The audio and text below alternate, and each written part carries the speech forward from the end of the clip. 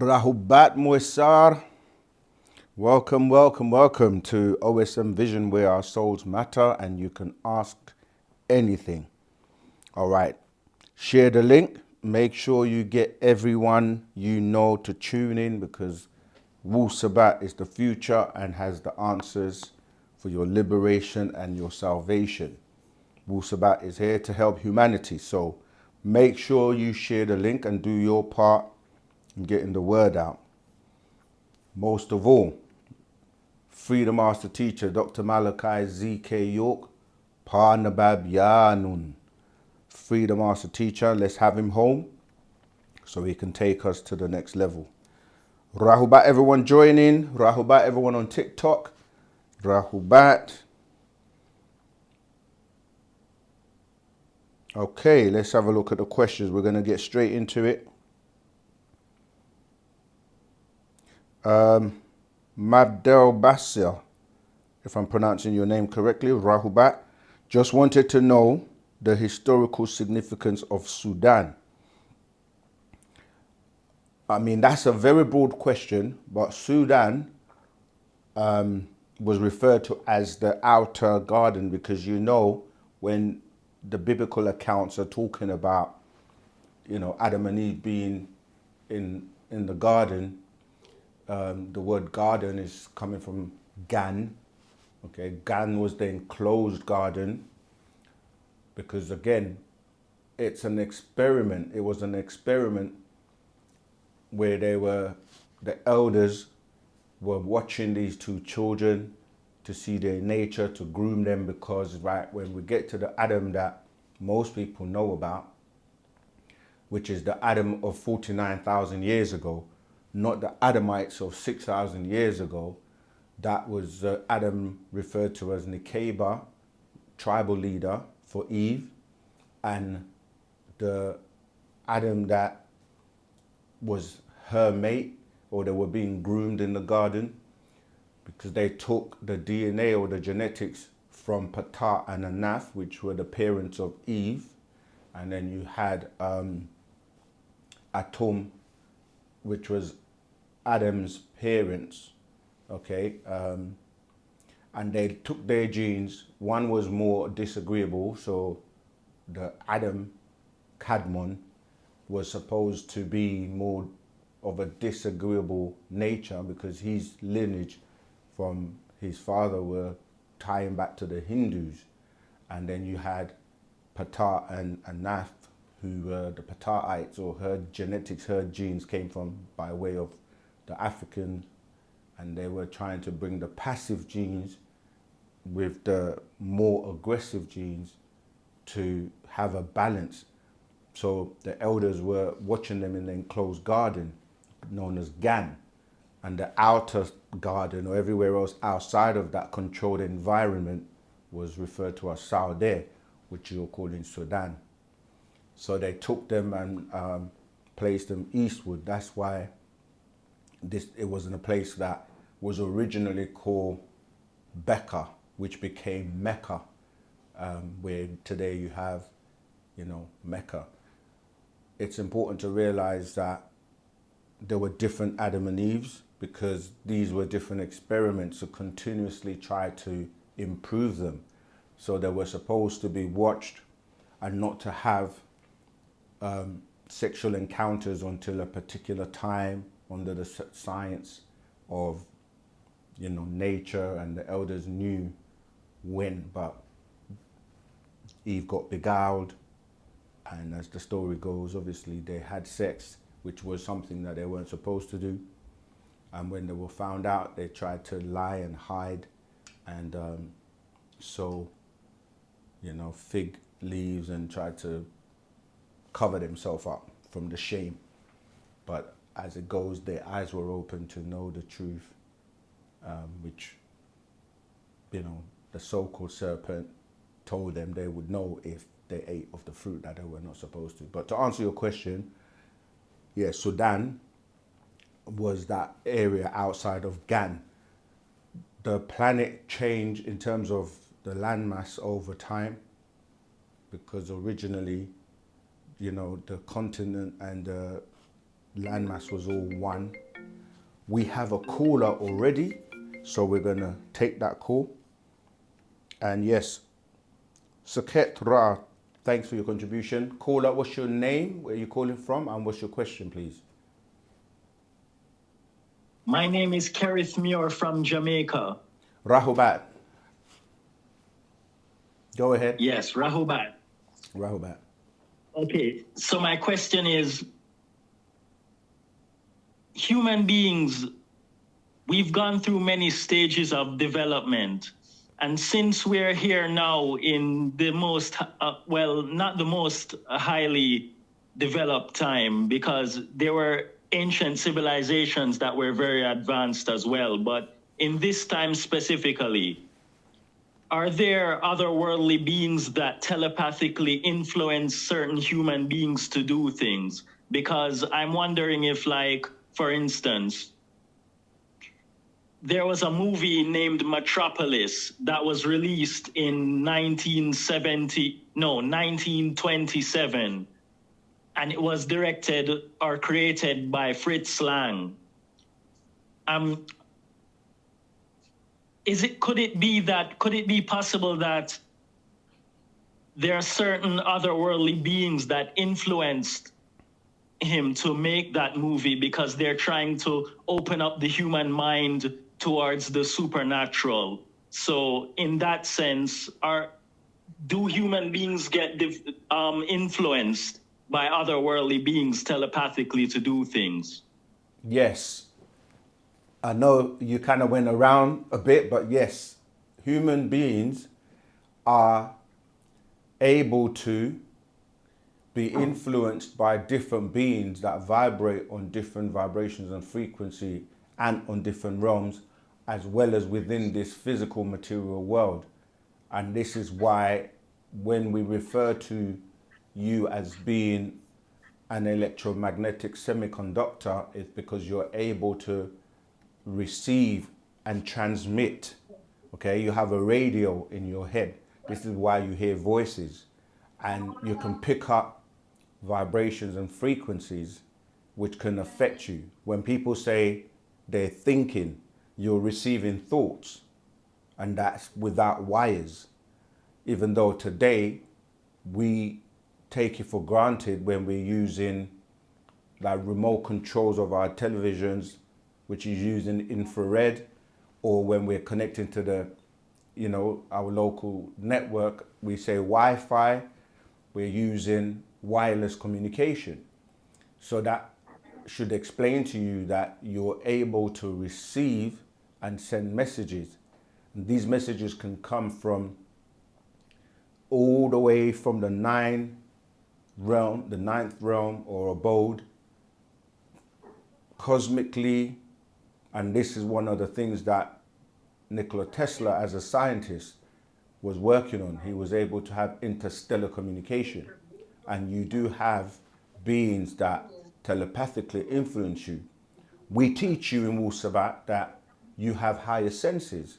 One of those higher senses is telepathy, right? Yeah. Which is the real, like, when you're talking about your senses, you've got lower senses, which is the one, touch, that deals with the physical and the things that you touch by way of light entering your eyes for you to see, by way of waves, sound waves entering your ear for you to hear, touching your eardrum, by taste, something touching your tongue, and touch, which is perception. But you do have these higher senses where you can also receive messages from different places, and people who know how to utilize these frequencies can send you messages and have an influence on you. When we spoke about Yakub, who created the Flugerod, he was telepathically influenced because he had two brains by Pleiadians. These were the beings that were utilizing his brain to give him the ideas of what to do.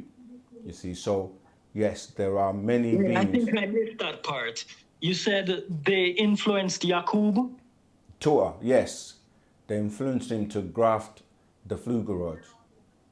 And today you still have Many But people. how could the Palladians influence Yakub? Because I mean, isn't Yakub like a very advanced being? So how could they tap into him?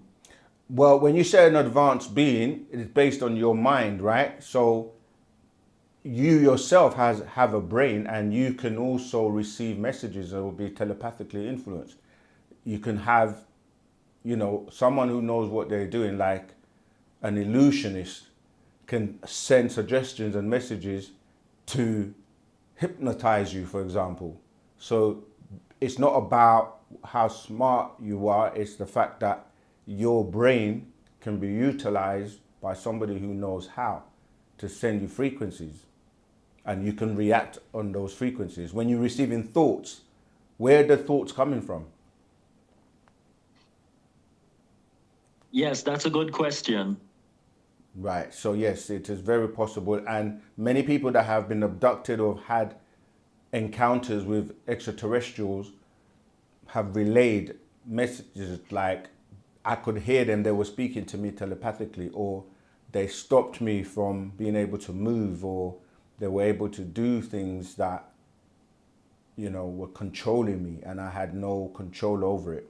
Couldn't scream, couldn't run, but they could hear their voices in their head. So this is what we're doing in terms of when we're accessing the higher senses, we're being groomed and taught how to be telepathic and how to use clairvoyance and intuition and psychometry. These are all, this is why we keep saying the mind is so powerful.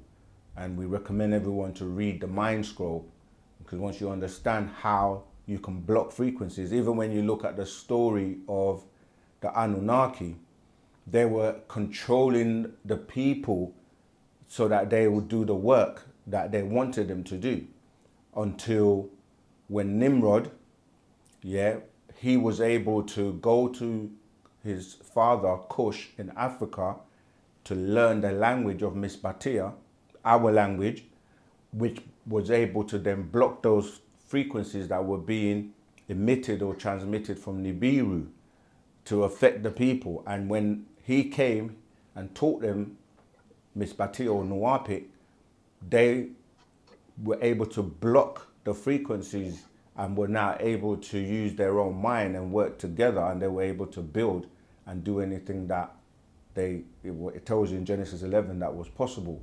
That's what we're doing today, because you have the Heart Project. You have many projects that are sending frequencies.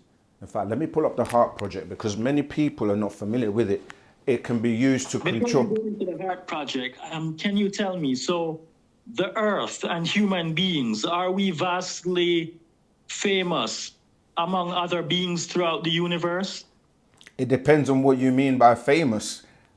We are famous in the sense that, well, mankind has been instrumental in the things they've done on the planet, which has led to it almost being destroyed many times. And so extraterrestrials that are highly intelligent have to step in, you see.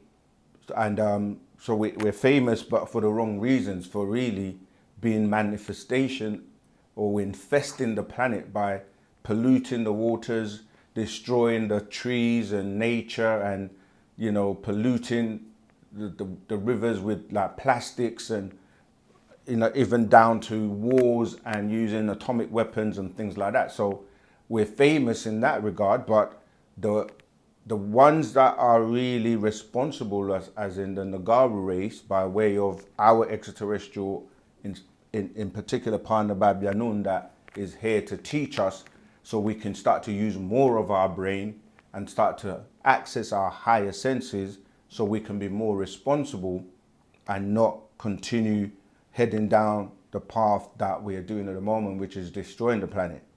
The Heart Project, for those who don't know, is the High Frequency Active Auroral Research Program. Yeah, they say it's a scientific research facility that studies the ionosphere, which is the different spheres of the planet, by using radio waves to temporarily excite small portions of it. Yeah, it was originally a joint US military project. It was transferred to the University of Alaska.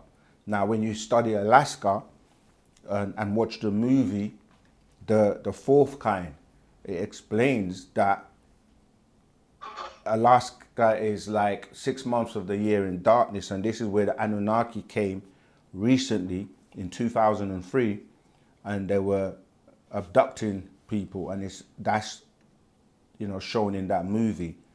Yeah, so people even say that the HARP project is used to control weather and has been used for hurricanes and tornadoes and certain things like that. And you have to do your research on that. But yes, it's very common for extraterrestrials to influence and telepathically control or suggest things to people. All right? Yes. Anything else, or is that it? That is it. Thank you. You're most welcome. Okay, let's get back to the question in the chat. I already covered Sudan, the history of it. Tiny Cooks 9871. Teach me, teacher. Okay. Each one teach one. Rahubat. Life is a blessing 247. Rahubat Musa. Why do the 4-foot green men visit us, and are they disagreeable beings? We always encourage you to make your question as clear as possible, because when you say 4-foot green men, I think you're alluding to the Greys. And when you say visit us, again, who's the us, and are they disagreeable beings? So if we're talking about the Greys, there are different species of Grey, both agreeable and disagreeable. So let's have a look. Greys, extra ETs. I'm just trying to see what comes up. There's a movie called Grey's Anatomy, and it's in our book. Right, let's have a look at some images. Okay, so if you're referring to these beings here, these are what you're calling the Greys, because you said 4 foot. There are different types of Greys, and some of them are hybrids because they've been mixed with reptilians and other draconian beings that have abducted them. And so you have agreeable and you have disagreeable. The original Greys, the Maccabean, they were actually used as explorers, and they were sent out to scout and look at whether land was able to be habitable before the elders came. So you do have agreeable, what you would call Greys, and they got abducted at some point by reptilians who included their DNA with them to create different species of hybrids. And because the reptilian nature is disagreeable, they became disagreeable too. You have the ones that abduct like animals. When you see animal mutilation, they take animals and experiment on them because they're really like scientists, and they were exploring and trying to get emotions, because the ones that were, captured by reptilians and draconians don't really have emotions like we do as humans. So they lack emotion. So they try to figure out what makes humans do what we do, and the lack of intelligence that causes the wars and, as I was saying, the destructions on the planet. When you say visit us, different people are visited by different extraterrestrials. But what I want to do, the master teacher also has Greys that appear to him. I don't know if you can see. Let me just read this for you. And this is coming from the scroll, Actual Facts Series number 72, the Akasha Records. Okay, so what I'm going to do is read a little bit for you from page 19. I'll read from verse 95. It says, "As a child, I did not speak one Madat word or sound before the age 4 years, 4 months, and day. 96. On that day, I spoke for the very first time, to the shock of all who thought I was mute. 97. At age 9, I had my first visit by 4 greys, if you're referring to that, because you actually said 4. Visit by 4 greys. Krill, who's male, Sa'at, male, Alomar, female, came. And one Ariama, female, was Katula, killed, shot in Kentucky by a white farmer. I met them in New Jersey. Well, it says NJ, which is New Jersey, not New York. I met them in New Jersey in the year 1953 AD at age 9 from that date, which I was taken for 3 days and nights and returned. Over the years, they have come to me right up until now. So he's explaining, Partner Babyanun, that these 3 beings have been visiting him from that day till now. 101, it says, I even have a hybrid Sawartat daughter named Luhat, who comes and speaks with me when I think of her. Yeah. It says, well, it is me. What I am about to tell you is the sawab, truth. You must let it be known. It is time, wakut. I know you will doubt this, hakhay story. I know I would if it was not me, myself. 106, I'm going to tell you something I never told anyone. My very first encounter with the Thalu Mukhmeyu 3 aliens was October the 12th, 1955. I was 10 years old in Teaneck, New Jersey. It was night. I was coming back from Brooklyn, New York, seeing Yassar family.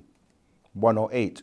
It was cold, dark. I had to walk from the bus stop 102 bus to the house, 245 College Avenue, Teaneck, New Jersey, where I lived.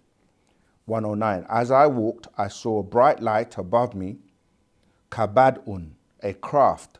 I could not move. 110. A ramp extended from it.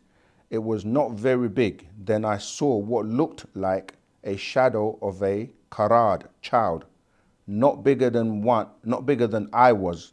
Yet then I noticed these big black bee-like eyes and a big head, long arms and fingers. 111. I wanted to run, yet I could not move. 112. Then I noticed 2 others come down the ramp. 113. The first came right up to me and put his fingers right above my ayantui, eyes, at my brow. 114. The khawaf, fear was gone. You see, so this is what I was saying, that he was afraid, but when one of them put their fingers between his eyebrow, his fear was gone. 115. It spoke inside my head. You see, this is the telepathy, or speaking to him telepathically. It spoke inside my head and said, we will not hurt you. I am Sa'at. That is what I am called. 116. He turned and pointed at the other 2. That is Alomar. She is my sister and he is Krill. 117. I could see the spelling of their Rananat names as he spoke. 118. He said, we arrived on this planet this time, September 1955 AD, in Kentucky. We were sent to find you. We will need you. 119. At 10 years old, I did not understand. 120. They each touched me, looked in my eyes, in my ayantui eyes, and all at once said, yes, we found him. This is he. 121. Alomar took my yadad hand, led me up the ramp into the craft. 122. I don't know how long I was there. 123. They put something up in my yanaf, nose. It hurt at first. Then Sa'at touched my face again. 124. The pain left. They showed me around the craft. There were others of them who looked at me yet said nothing. One of them, I don't Zakor, remember, said, we will be with you from time to time. Your race sent us. They will also come to you once you are of age to better understand. 127, then like a flash, I was back on the road alone. I was balula, confused, felt strange, yet did not think that had happened. 129, my yanaf nose used to bleed a lot. 130, one night in my bedroom, it began to damum, bleed a lot. Soon after, they came right through the wall of my bedroom, adjusted it, and the bleeding stopped. 131, they stayed with me that night, talked with me. 132, I asked them where they were from, and they told me. 133, that is when one told me they landed in Kelly, Kentucky, September 12, 1955 AD, and one of them was shot and died, so they took her back to the craft. 134, they became my musdaqu, trusted friends. 135, they would come often, said you can tell people, yet they will not accept it. 136, I tried, and that was true. In time they took me, I was around 15 in 1960 AD. They saw I was doing bad things as a teen, so they took me upon the craft up and into a real big craft. I mean really big. There I met my own race, Murzaku, Riskians, who are 9 feet tall, dark-skinned with kind eyes. 138, they taught me, yet I would nasoy forget, or I thought I forgot things and went on as a teen. I felt it was dreams. All right, so again, that's just to touch on your question about the ETs. So they're good ones, like you say. Your question is, why do they, the 4-foot green men, visit us, and are they disagreeable? Some visit people to abduct them, to take them and experiment, take them and impregnate them, or just do experiments. And then we have ours that the masters just explain, visit him, and I've been doing so since he was age 9. So yeah, there are disagreeable and agreeable in all beings. Okay, let's keep going. Life is a blessing again, 247. What was the mark that God placed on Cain? The mark was the what we would call the swastika. But again, there are so many different types over the years and ages. I'm going to see if I can, oh, there we go. I'm going to show you a few that people may or may not be familiar with. So this is from the Holy Tablets, page 648, 649. Okay, so this is going to show you a number of different, what people call swastikas, and how they evolved. Okay. There's another one. This one in particular is a symbol of homosexuality, because you may hear or see people talk about that. It's called the Iron Cross, which symbolizes homosexuality. The ones on the other page are the evolution, the different swastikas, and if you look at that one, it just shows you in relation to like the sun and the 4 wings. And this is the one I'll read a little bit about, which relates to the question. And this is called the interlocking house, and it's talking about, okay, I'll read from page 656 of the Holy Tablets, from verse 278.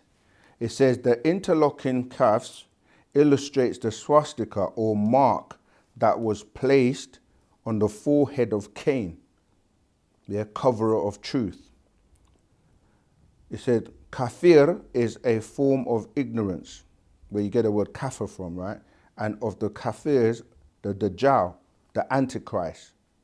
Yeah, so that's the mark that was put on him, and it was put on him so that people would leave him alone, because remember the question he asked was that if the people came across him. Now the thing about that whole incident you should ask is, if there was only Adam and Eve, Cain and Abel, and Cain killed Abel, and he was being banished to go outside from the garden, who were the people that were going to kill him if there were no other people on the planet? So that, in effect, lets you know that there were other people on the planet before Adam and Eve. And so he was being banished to the land of Nod, or it's really, we say Nod, but it's Nud, where you get the nudists come from, because in the land of Nud or Nod, different types of extraterrestrial beings were coming here to that, coming to the planet, to that location for recreation. And they were mixing and doing all kinds of things and producing all kinds of hybrids. And the 200 fallen angels resided there. And he talks about when, there was a war in heaven, and Michael and his angel fought against the dragon of the Draconians and their angels, and they were banished here and cast down to earth. And they resided in the land of Nod, and they had children and were practicing all types of bestiality, sexuality. And this is why you find a lot of creatures in the Bible that are deformed or have like many arms and many legs. And the Hindu beings were also there. That's where you get that whole thing when you look at a lot of beings that have like 6 arms and many legs. It's because of these extraterrestrials and the different mixtures where animals were being mixed with humans, and all kinds of deformities were, coming out of that. All right, so that's the answer to that question in terms of the mark that God placed on Cain. And again, when we say God, we have to remember who we're talking about, because remember that Cain was actually the son of Nanah, yeah? Because when you read it in the kind of like the basic interpretation of the Bible, it just said that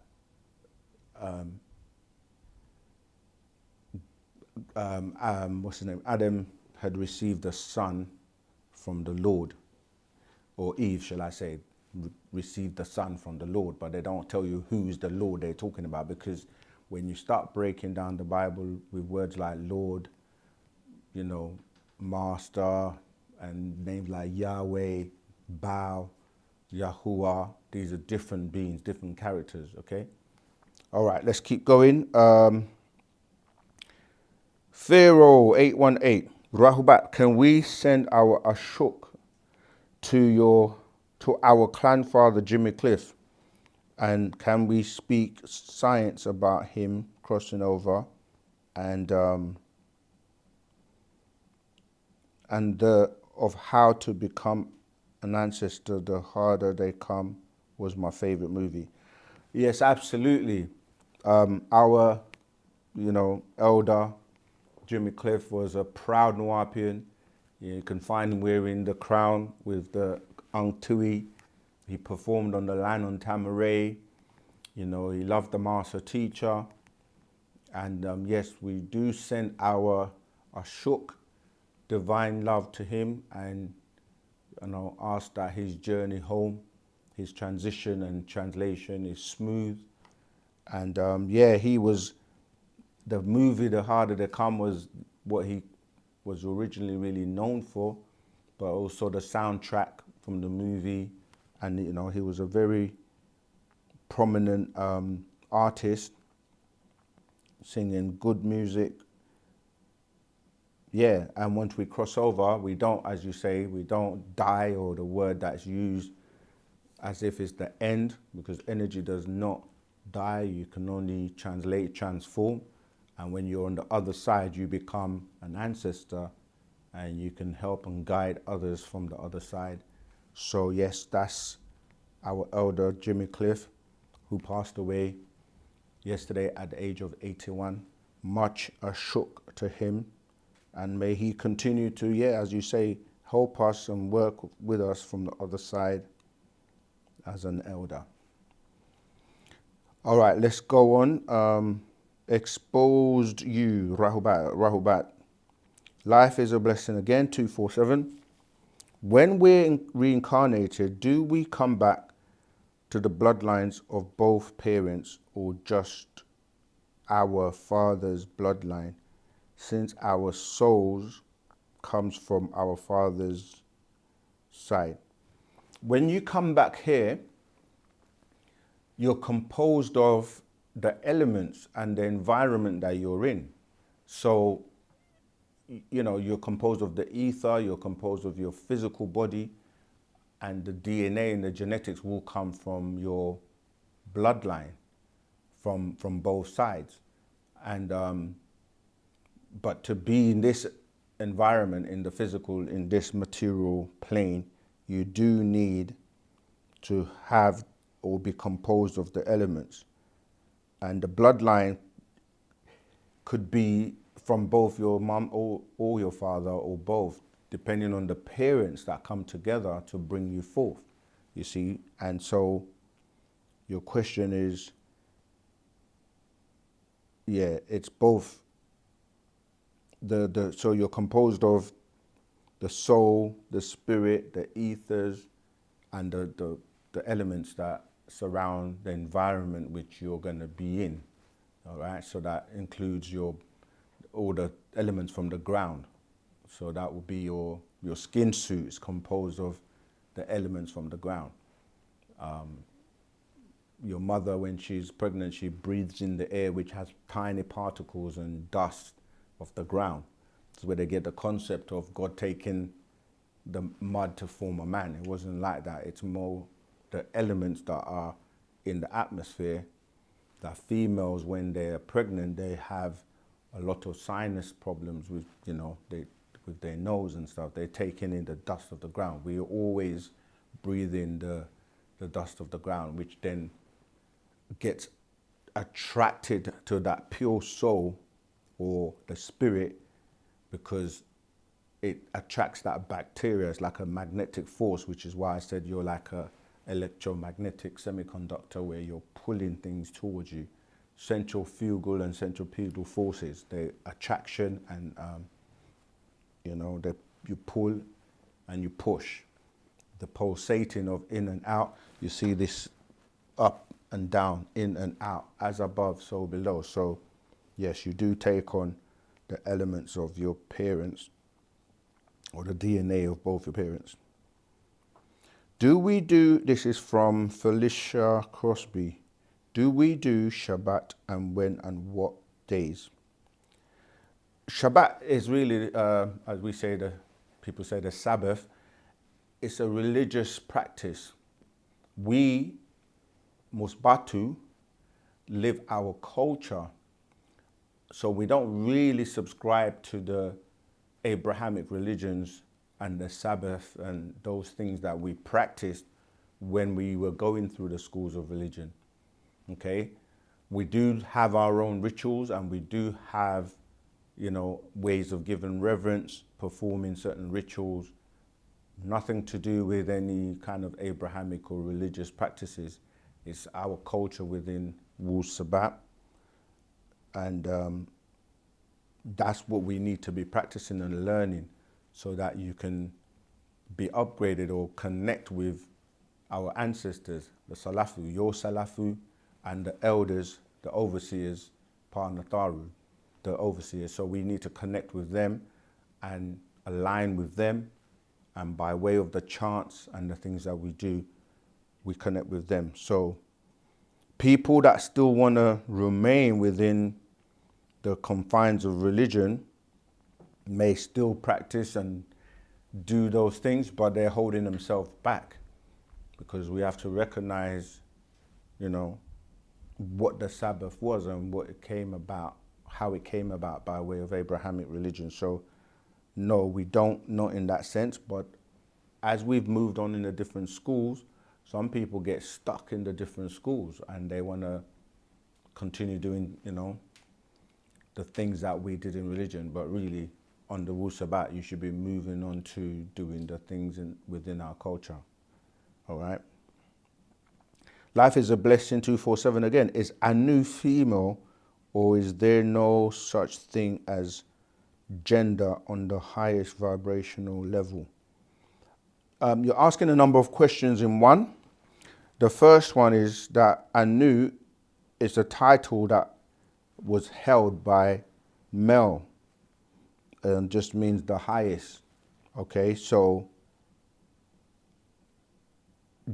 but you're right in terms of the second part of the question is, as you elevate further, there is still what you call gender, but not gender in the sense of how we perceive gender in the lower vibration or in this realm where we're dealing with physical sexual organs.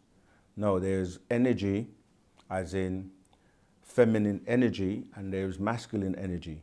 A bit like having, when you look at electricity, you have the plus and the minus dealing with the polarity. It's like that, but not in a gender in the sense of physical bodies, which deal with like the genitals when you come down in vibration and come here. The beings, our ancestors, like the Etherians that are on a higher vibration, what you have to recognize, we try to apply the laws and the things we have in the 3D dimension to what they have. It's different. It's like the spiritual realm has rules and regulations or laws that are different to the physical. Because when you're composed of more dense material in this environment, you can run, you can move, you have locomotion, which is different to when you're in the spiritual, where you don't have a body as such. So you don't move in the same way. And as you go up higher into the higher ethers, you're dealing with pure energy that is so intelligent and can transform and operate within the laws of that realm. Yeah, so we mentally try to perceive or take what applies to us here to the other realms when it doesn't work that way. So yes, in terms of on that level, there is gender, but not in the same way as you perceive gender here. All right. Wow, life is a blessing. You got a lot of questions today. What did the creation before Adam and Eve do that was so bad that the creators did not want Adam and Eve's third eyes to be opened? Well, the thing again is that when we're saying Adam, depending on which section we're referring to when we're reading these monotheistic religious books, we may be talking about the Adam of 6,000 years ago, okay?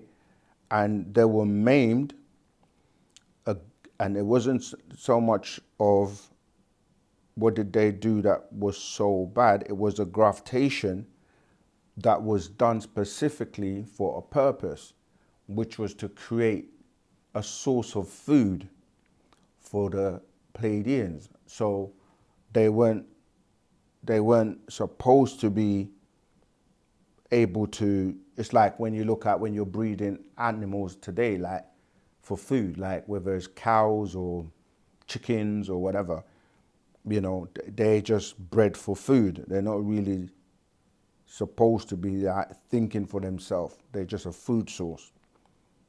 So yeah, so there wasn't like they did anything particularly. They were made for a purpose. Like today, people are being cloned, or you can make clones as a substitute or a backup to harvest organs. So when people need a heart transplant or a liver or a lung, there are clones that are being made just for that purpose. And these clones they don't have a seed or what we would call a soul. So when you're looking at it, you might see a being and say it's an immoral. That's why when it comes to cloning, there are all these ethical and moral debates and standards as to what are they? Do they get rights? Are they just like, you know, can we just clone? Because remember, they showed you cloning where scientists clone a lab rat with an ear on their back because they needed to make that ear to take it and transplant it onto a human. Then they had Dolly. Dolly was a clone, which was a sheep.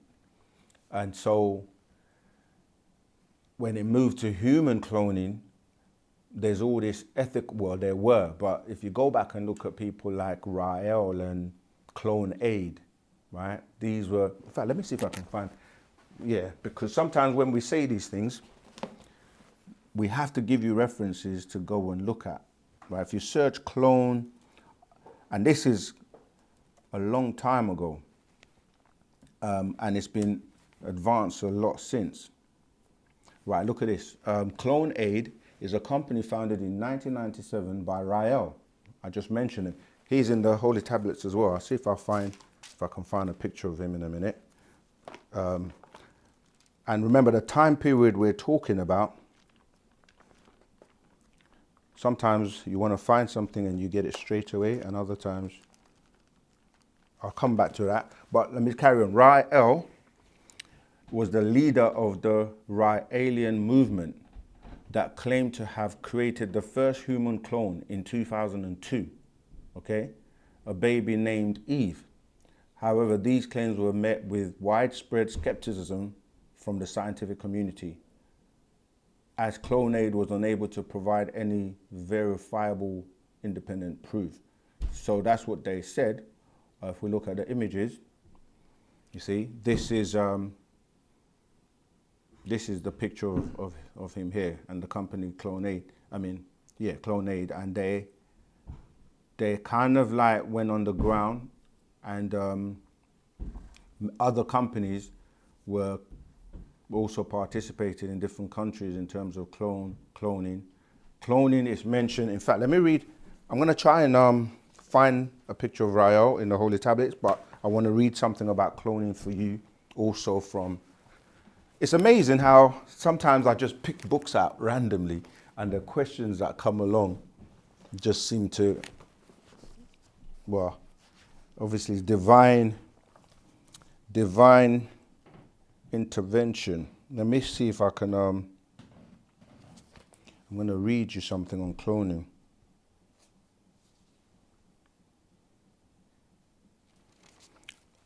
And yeah, so as I'm looking for that, many companies, private companies started to do cloning because different countries have, different countries have rules and regulations, ethical, to do with, what you can or what you can't do. All right, so I'm going to read from Man from Planet Risk, a classic book, and mine is almost falling to pieces because I've had it for a very long time. I want to read from, I'll read from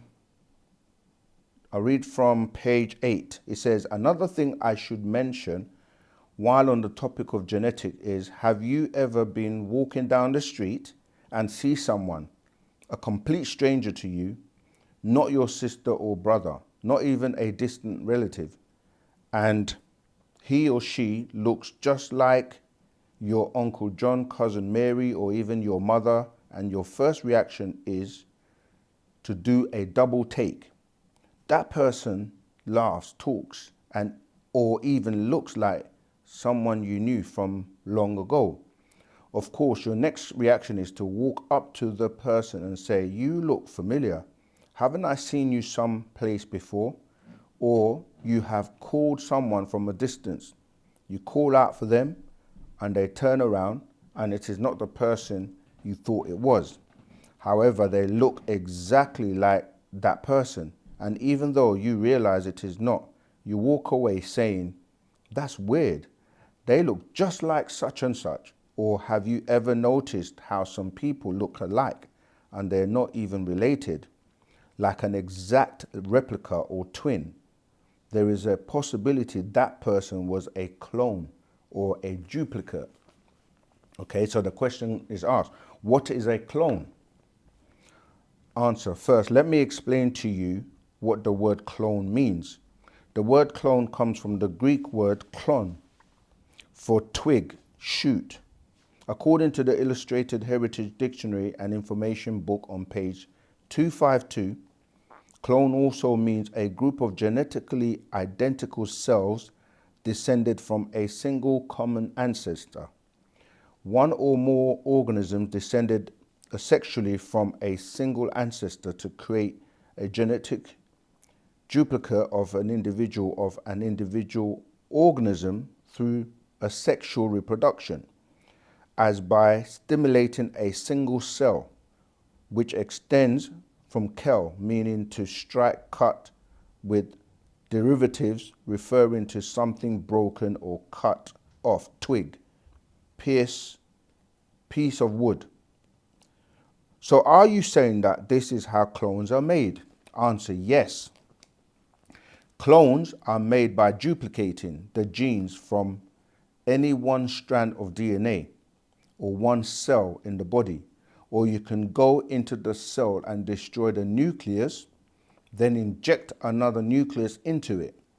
This can either be animal or plant. This will produce a duplicate cell from the donated nucleus to this cell. Another way to make a clone is by using identical particles of genetic material inside a cell, called plasmid technique, which allows scientists to combine a plant gene with an animal gene. Cloning is not a recent scientific discovery. It has been in existence for thousands of years, but you just didn't know about it. When I tried to tell you about it over the 25 years ago in books entitled The True Story of Abraham, edition 91, Ancient Egypt and the Pharaohs, edition 85, and many others, everyone thought I was crazy. But once again, you now see that I've been saying all along was the truth and facts. So I'm just going to skip a little bit because I want to just jump to where it says, is a clone the same as a duplicate? The answer is no. As I said before, a clone is produced from twigging. Gene splicing. Cloning is just the process of multiplying the one cell. When the copies get past 2, it's not a dub. Dub means double. You must understand the difference between a clone and a duplicate. With a clone, you just need one, and from that one, you make more. It's like having a master tape, and from the master tape, you make as many copies as you want. They are created from the process of twigging. Twigging is the process by which you join two things together, plant, cell, animal, etc., and make new plants, animals, or cells from the first. And this is the bit I wanted to really touch on when I said that they're used for body parts. Question: clones serve what purpose? Answer: clones serve one purpose, and this is to teach, but it is taking so long for people to understand the truth. Has been out since 1967 AD, but people have not been catching on fast enough. In 1970 AD, the doors were open. People lived with me, saw the truth, saw the miracles, and even saw the kingdom of the Most High, a movable throne called Nibiru, also called Makaba. And it's just going on to explain that people saw, and there's so much information in the Man from Planet Risk book, which goes back to the 90s. So that deals with what I was saying, that, yeah, there are people that are cloned for body parts, just like where you're asking what was the purpose of the beings that were being created. Adam and Eve, or the Adamites, were really for food for the Pleiadians. Okay, let's keep going.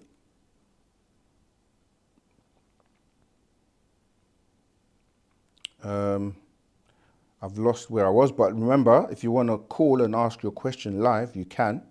The number is, the area code for outside the UK is +44 and the number is 753-996-3882. One more time, +44 753 996 3882.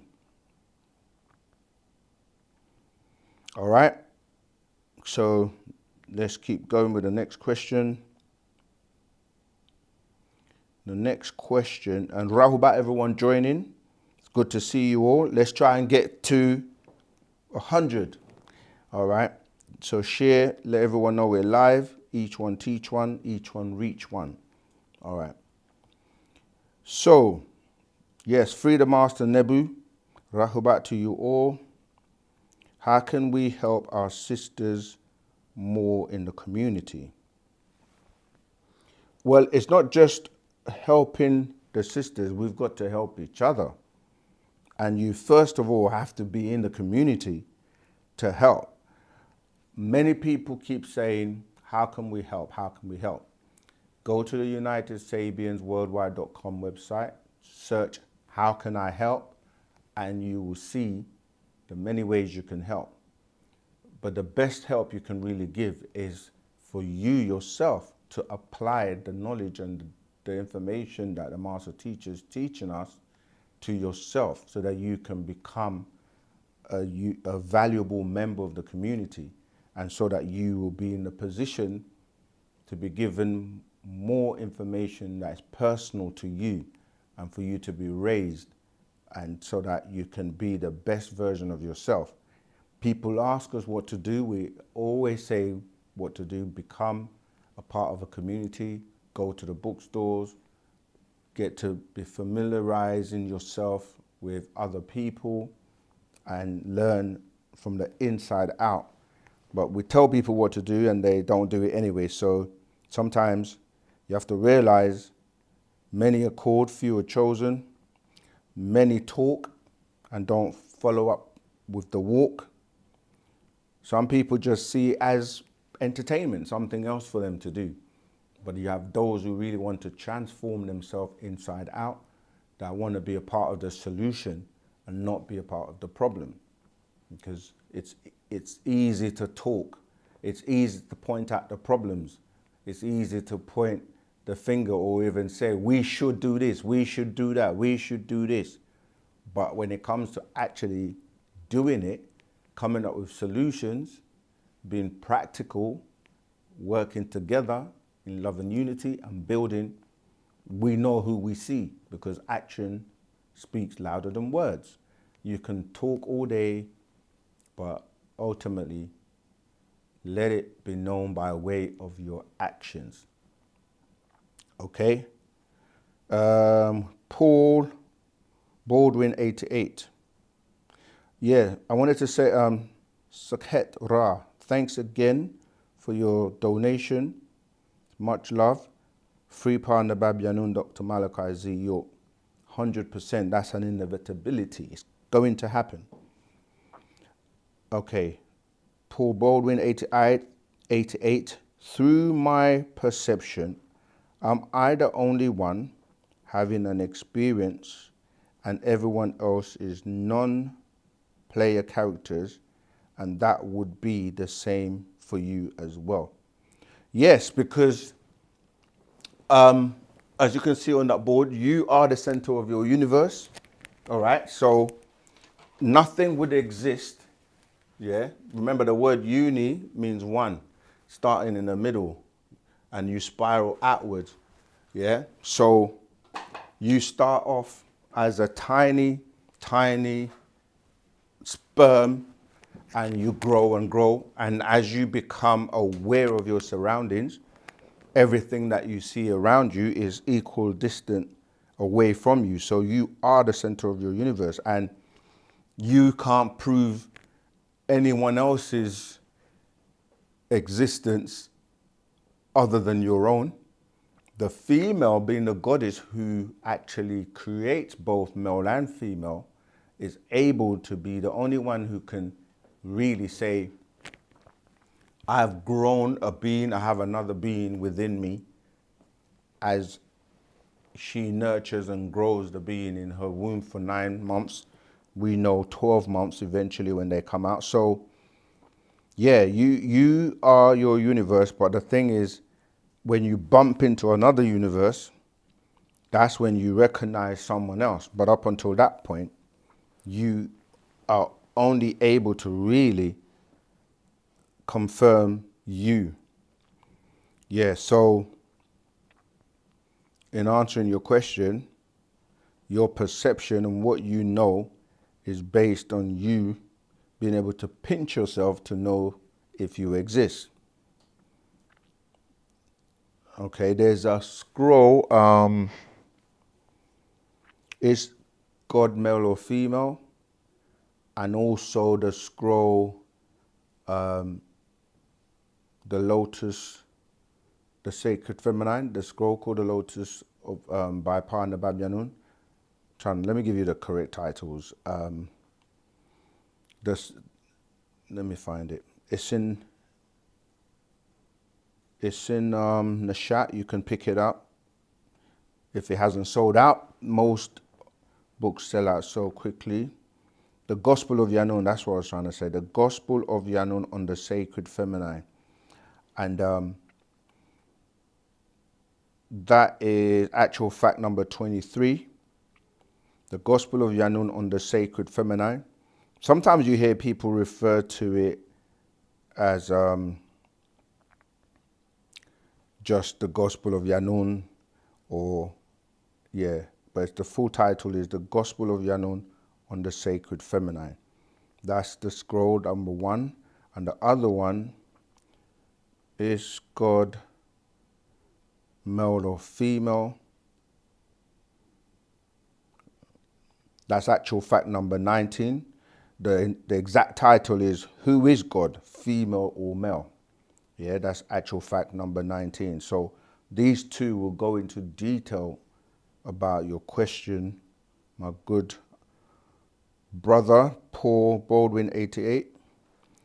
All right, let's keep going. Fab Solar Rahbat.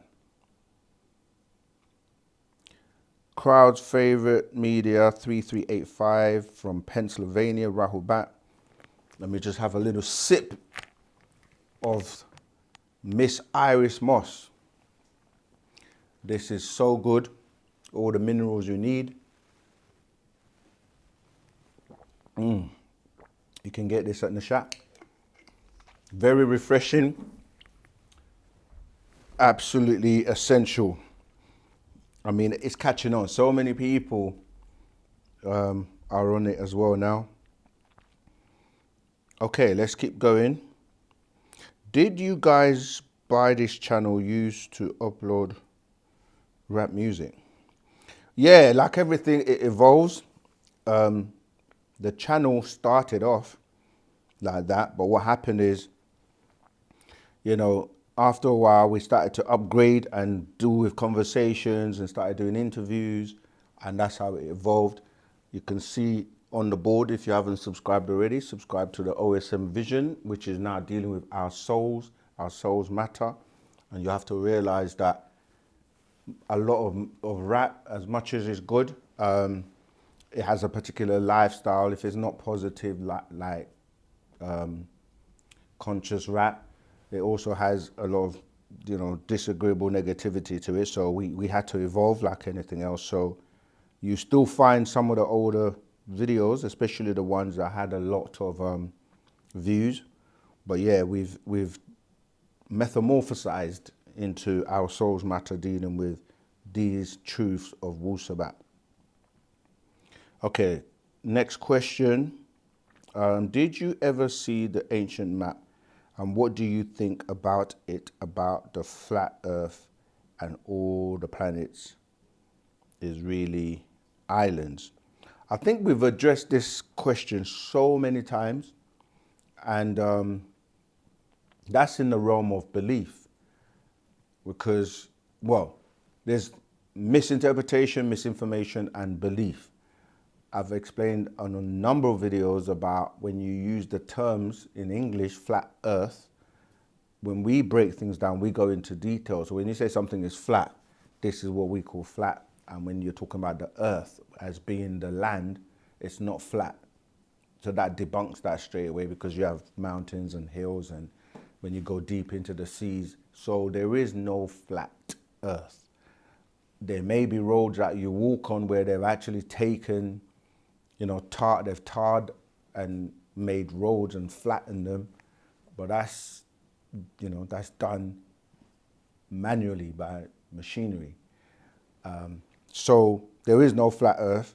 But in terms of people talking about the different other continents and different parts of, the landmass that people are blocked from going to, like the Antarctica and, that kind of the ice wall, and those things do exist. And there's enough technology and information now to say the planets, they've studied the planets. So without actual facts to say it's flat, it's based on belief and conjecture. For us as Nuapians, right, we know the master teacher has explained and has taught us about other planets, and him coming from Risk, being an extraterrestrial.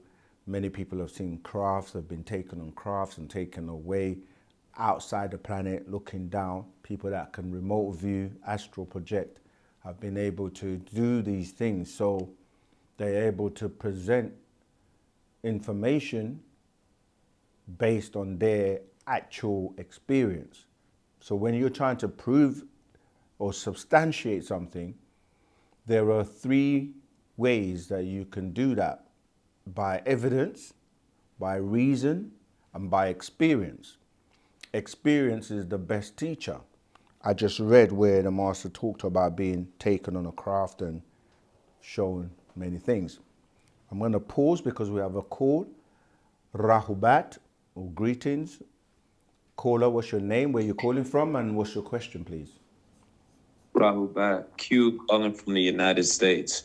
I had a question about the pyramids. I was doing some more research. Were the pyramids, the way that they were built, were they inspired also by those Hindu beings, which they would call like the Nagas? Also, the mounds. Were the mounds built by what we know as like the Moors, or what would be like the Etruscans, the real dark-skinned beings that came down and showed the people how to build like the mounds and the pyramids? Tua. So it depends on which structure we're talking about, because there are structures all over the world that were built by extraterrestrials, different types of extraterrestrials. The main pyramids in Giza that people seem to talk about, those were built by our ancestors, the Natharu. And when people say the Nagas, they're talking about reptilians or serpent people.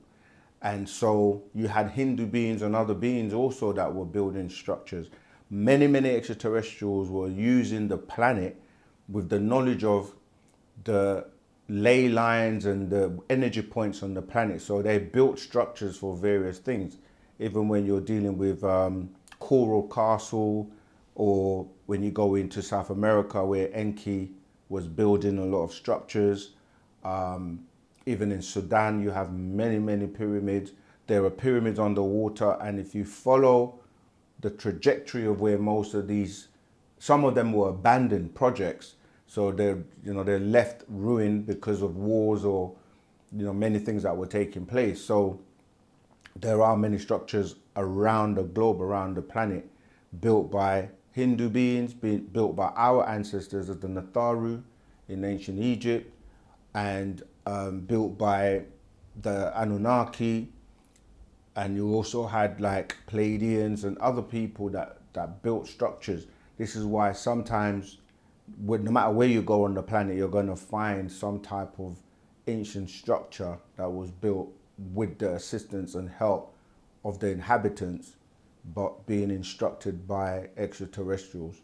And everyone's trying to claim the most significant ones being the pyramids in Giza, but they were aligned to the Orion star constellation and Sirius, because those are the people that built them came from there, and we as their children were related to them. And that's why when you read the walls in Egypt, look at the pictures, and before they were starting to, where the Europeans started to chop off the noses to kind of hide the features and to give a facelift to the actual pictorial diagrams on the wall by saying they're trying to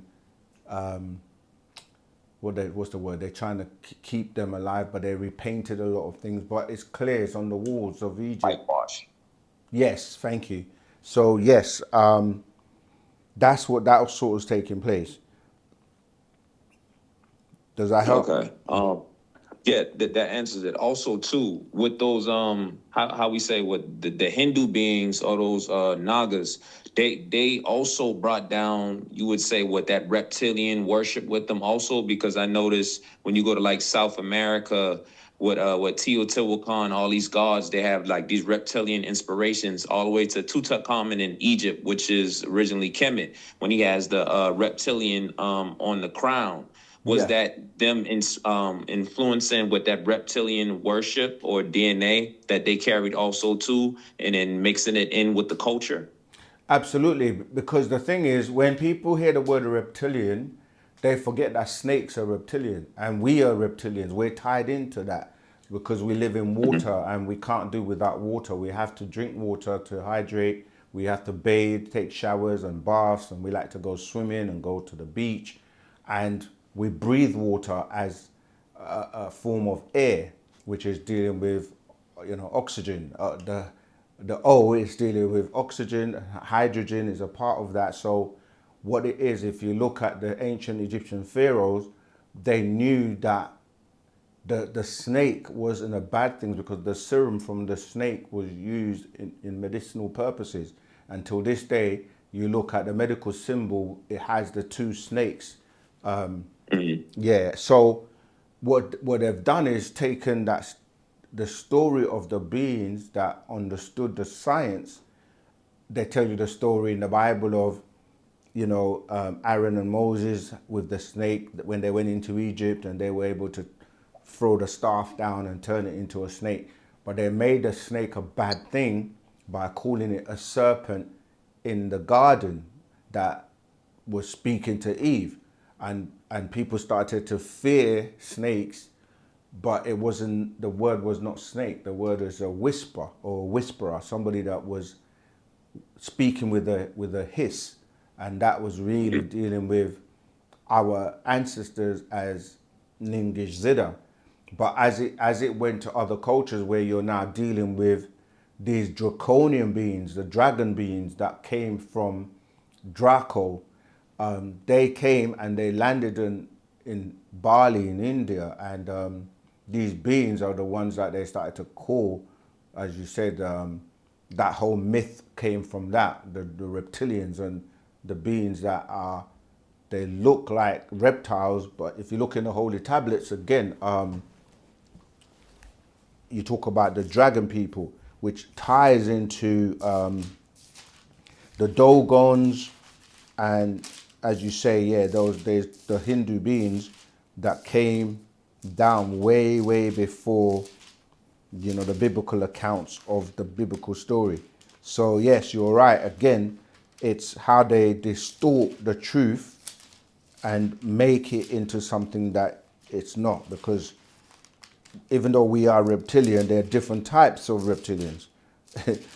So that's what's happened. I'm trying to find in the holy tablets where, oh, here we go, right. So if we look at, I don't know if you do have a holy tablets, but if you go to page 89, it ties into, the dinosaur people that evolved into humans. The master teacher gives a lot of information and shows you the ancient statues prove that the Dogons were mixed with reptilians. This is on page 93. I don't know if you can see that. That one right there and there. Can you see that? Yeah. Yeah. So, there's a lot of distortion in terms of what they're telling you, comparing it with the actual truth. But yeah, that's why when you look at the different races on the planet, the first race being the Natharu and their offspring, the Africans, you'll have all the stories relating to how beings came here and came out of the water and evolved onto land. And then you'll have other beings that then came here once life was established on the planet, coming from the water into other beings coming from different planets, like, or different star systems like Nirvana, like Pleiades, Arcturus, and they also came in and settled in different parts. So you had Africa that was established, you had the land of Nod with the Hindu beings, and then later on you got the Pleiadians that came by way of, and the Anunnaki, and then you started to have mixtures and hybrids that were being made from that which already evolved on the planet, which was us, and the Pataites all the way to modern man, which we're dealing with the Sans people of South Africa, where the DNA can be traced back to from every race that have different traits going back to the Sans people of South Africa. Okay. Last question also too. So what was it true that in the spaceship Nibiru that the Nakis also had other extraterrestrials living in there, and some of them were those Hindu beings from Nevada. They were in the spaceship too, and Anu dropped them off on Mars to build and construct on Mars. And also they dropped off what the dark-skinned beings like the Moors, or we know as like the Etruscans, to work and mine gold and stuff on Mars. And they got fed up with working on Mars. So they traveled down to Earth, and during Marduk's wedding, they tried to like steal the woman for themselves and stuff to procreate. Yeah, you're partly correct. That's a good point, because we keep trying to explain to people that when people are saying Anunnaki, it's not telling you the actual beings' names. It's an incident that took place where Anu sent a group of beings in 50s to the planet Earth. But yes, on Nibiru it's like a planetoid. It's bigger than the planet Earth, right? Because the planet Earth at one point was 3 to 4 times the size that it is today. So Nibiru, it's as big as that, and it's like this planet. People might think we're on a planet, but it's a craft, and we're speeding through space, and we're on a journey that takes, they say, roughly 365 days for it to go one rotation around the sun. But it's like if you had a mode of transportation like a bus or something that was running on a route. Like for example, here we have a bus that runs from Croydon to a place called Brixton, and then it turns back and comes back to Croydon. Then it does this many times in a day. So that's what our planet is doing, is rotating around the sun. It's a craft. And on the planet, you have different continents. You have different races. You have the people on the planet mixing with different people. So, you have the Negroid mixing with the Mongoloids, and the Caucasians mix. Everyone's mixing, and you've got different beings on the planet. Now, if a group was sent somewhere for an event or an exploration or whatever, then that group may be composed of Hindus, Indians, black, white, what I'm saying. So this is what took place. So yes, on Nibiru, you have many different species of extraterrestrial, even Rama, which is a being that the master teacher speaks about. Because the master teacher is, for lack of a better word, an avatar, a being that other beings are able to speak through him if he allows it. So that's why he was chosen to be able to give us certain information from these different beings when we needed them, as we were moving through the various schools, until now, where he basically started to give us Wu-Sabat in its fullness, or Wu-Nuwa. So yes, you're right that there are different beings. And when you're talking about the Mars incident, that ties into, we've done a video called Anunnaki and the Biblical Interpretations. I can't remember the exact title, but that is because Anu's brother, we say the Anu that was the 9th Anu, because there were different people called Anu that were sitting in the seat of Anu, because that just means the Most High, as we would say the president or the prime minister, the person that is in that high position.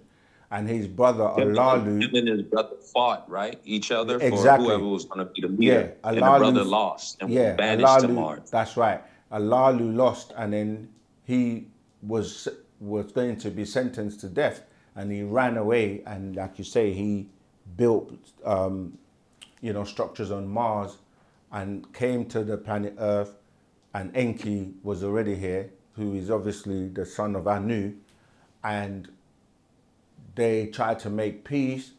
Eventually, when Anu came down, he tried to find him and he ran away and went back to Mars. So the face you see on Mars, which is, again, let's find it, the face on Mars and the structures you see on Mars are of Alalu, face on Mars, which became a famous photo. Here we go. Can you see this? It says, the face on Mars is a landform in Cydonia, because there's a part of, the region called Cydonia, that where they say in 1976 Viking 1 orbited. But this face on Mars is the face of Alalu.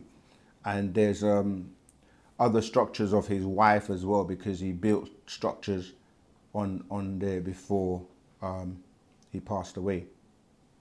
Yeah, so that's where that story is coming from. Did that answer your question? Okay. Yeah, that did. So with the part with the Marduk situation, Yeah. they came down and they went to his wedding and they were actually trying to like steal the women for themselves, to like procreate or do whatever. Many extraterrestrials will come in here and trying to, what they would do is to make peace, or to kind of like, settle their differences. They would take wives from the different tribes. But in terms of the wedding, where are you getting that reference from in terms of the wedding of Murdoch? Because Murdoch was the grandson of Anu, and because Enlil and Enki were at war, we have a book called Conflicts of the Gods, that goes into this in detail if you haven't got hold of that. But Anu sent Murdoch because Murdoch was his grandson, and he wanted somebody that he could empower to come and deal with the situation, because Enki was too disagreeable, or more aggressive, and Enlil was passive. But they wanted to bring somebody that would actually, do what Anu wanted him to do. So if you read that scroll, it goes more detail. But as far as the wives, this is why even Alalu and Enki, they were trying to get along, and they took the draconian wife. I can't remember her full name. I think it was Mylita. But yeah, let me not give you the wrong information. But yeah, that's what was happening. And some people were, if you tie it into the biblical account of the Nephilims coming down, and it says that they took daughters of men and they procreated with them. And this is what caused a lot of the disagreeable beings on the planet, because the passive nature of the Pataites and the reptilians, or these Nephilims, who were the Anunnaki or Anakim, they put their DNA into these females, and what came out was a being that was very disagreeable. That's why in the biblical sense it says that it grieved God for creating a weak and wicked being that was basically doing evil continuously. The thoughts and everything of his imagination was evil continuously, or wickedness. Yeah, but all those stories, they tie in and align, and some people just know a part of it or exaggerate it. And then obviously come into the later part where you had the Pleiadians, who, remember, the different extraterrestrials that came here, they resided in Shambhala. Like you had the Danakil, you had the Teros, and the two of them produced Yaqub. And Yakub was you know he had two brains as a big-headed scientist, and he was teased by both of them. So you had people that dwelled on the surface, and you had those that were in the caverns in the world. And Yakub obviously vouched to get revenge, and was going to go about creating a being that he will be ruler or god over them, and that's when he created the Flugerod. So there's so many different mixtures and beings on the planet, different extraterrestrials, until today. That's what's going on. You have beings on the planet that are, what I was saying before, they're soulless. They're like clones, basically. You got androids, you got beings like they're teaching the movie Terminator, where they look physically human, but they're machines or androids. And then you have reptilians that are shapeshifters. You have so many different beings on the planet that if you know what you're looking for, you can actually see and feel it. But yeah, I hope that does help with your question. Yeah, yeah, that was a lot of information. And then just last final thing. So majority of us we have our base is Natharu, pretty much the Negro. The Natharu is the base, but over time, a lot of us has been mixed in with so much different extraterrestrial DNA, from like reptilian DNA to what you say the Correct. Hindu being DNA and That's some right. other type of DNA. Absolutely, 100%. That's why it's hard for sometimes for people to get along, because they have conflicting DNA. And no matter what, you know, people are going to be who they are by way of their nature. So you have those who align with Enki, you have those who align with Enlil, you have those who have, as you said, the Hindu DNA. And on the planet today, you have to really be aware of yeah, I think your line is got some, yeah, some interference. But yeah, so you're right, 100%. That's why you have to be taught, and the bloodlines are now aligning with each other as we come to this day and time, because it does tell you that there will be enmity between the woman seed and the serpent seed. And the serpent is tying into these draconians and reptilian beings. And it's important to know your nature and align with the one that, because we all have that nature within us, in terms of we have the greys, we have the reptilians, we have the mammal, and we have the Natharu. So by the right information, you can learn how to suppress or transform from one to the other, from being more agreeable, and then yeah, you can be then basically taken higher. Will there be a final judgment though that'll be passed on Enki and Enlil and those Nakis that came down that did those things that they weren't supposed to do? Yeah, we are in the final judgment now. This is what we're saying. Okay. Like this is the showdown from now till the end of the world as you know it in 2030. And you're right, people are being influenced, and religion was one of those tools that was used.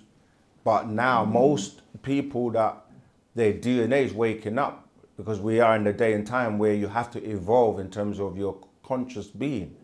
And so by the master teacher being here, he's able to speak truth, and it resonates with those who vibrate and can relate to that, and it goes into their DNA, and then they start their journey of aligning themselves with truth. And then you have others who, no matter what, they're not going to, it's not going to trigger them, it's not going to activate their DNA, they're going to be who they are. But you're right, this is what's happening now, where, you know, that whole incident that took place previously in Revelation 12:7, we're talking about Michael and his angels fighting against the Draken, or the Draconian, the Dracula people and their angels, and they prevail not, they lost basically, and they were cast down here. This is what's happening now again on the planet. And movies like The Matrix and, you know, all these movies that have come out, Avatar and so forth, they're all telling the beings on the planet what's going on. And some people just are activated because it's their time, and others are still asleep, still want to be under the spell, And of course, everyone's going to meet their judgment as time goes on. Okay. Tawa, Tawata. Cool. Thank you. You're welcome. Okay, let's go back to other questions in the chat.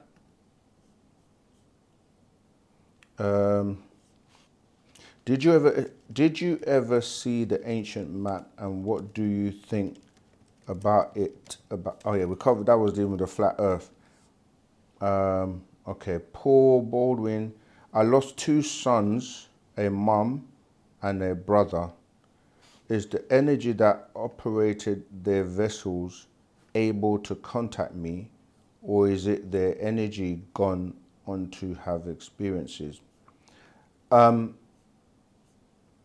we say the energy, you have a number of people. It all depends on their vibration in terms of the elevation and where they're at, but we're never gone, because as you say, that energy and that being, depending on which one, obviously you mentioned a number of people. Firstly, condolences, but we don't look at that as a bad thing, because we know that you either come back or you get to move on to the different realms and have different experiences. By way of Wu-Sabat, if you're within the culture and practicing the culture, we have ways that you're taught, rituals, etc., that you can communicate with them. They may be wanting to communicate with you. You have to know and learn how to read and see the signs of them reaching out. But yes, it is possible for you to contact them, or they contact you. Yeah, so it all depends. Each person situation has to be handled on an individual basis. Yeah, so if you do want to learn more about that, we do have our Telegram group. All right, we've got another caller, so let me pause and take that, and we'll come back to that. Greetings, Rahul Bat. Caller, what's your name and where you're calling from, and what's your question, please? All right, greetings. My name is Joseph, and I'm calling from Texas, San Antonio. Greetings, Joseph. Go ahead. All right, my question was about plasma. I want to know the difference between plasma, like the plasma that's in your body, and plasma that's in space. And then I had a question about it too.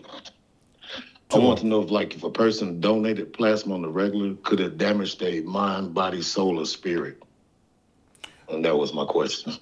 Okay, so within your blood, you have different types of blood. Like you have white blood cells and red blood cells, and as you said, there's the plasmatic you. When you say, it's like when you give blood or share your body parts with somebody else, like in terms of a transplant. A lot of times it doesn't actually work, because the way your system is that you replenish your blood, and it may work temporarily with somebody else, but eventually it's not going to work, because you have to sustain by taking lots of different medication. And that's kind of what keeps people alive. But even then, they're normally given a period of time to say you would last for this long or live for this long, in terms of See, no, it was, yeah. No, it was one because they have I don't know if they have it in UK. They have a lot of plasma centers in America, and you can go like twice a week, and they claim it's just nothing but the water off your blood. And I was just always wondering, what is the outcome of people doing that? Yeah, Or is it it's like eventually, yeah, it's still tied to you, because when we start to deal with quantum entanglement, which is a term that people are learning more about, or epigenetics, it's going to affect you, because you're still connected to it, and yeah, it's DNA, it's still connected to you on a vibrational level as well.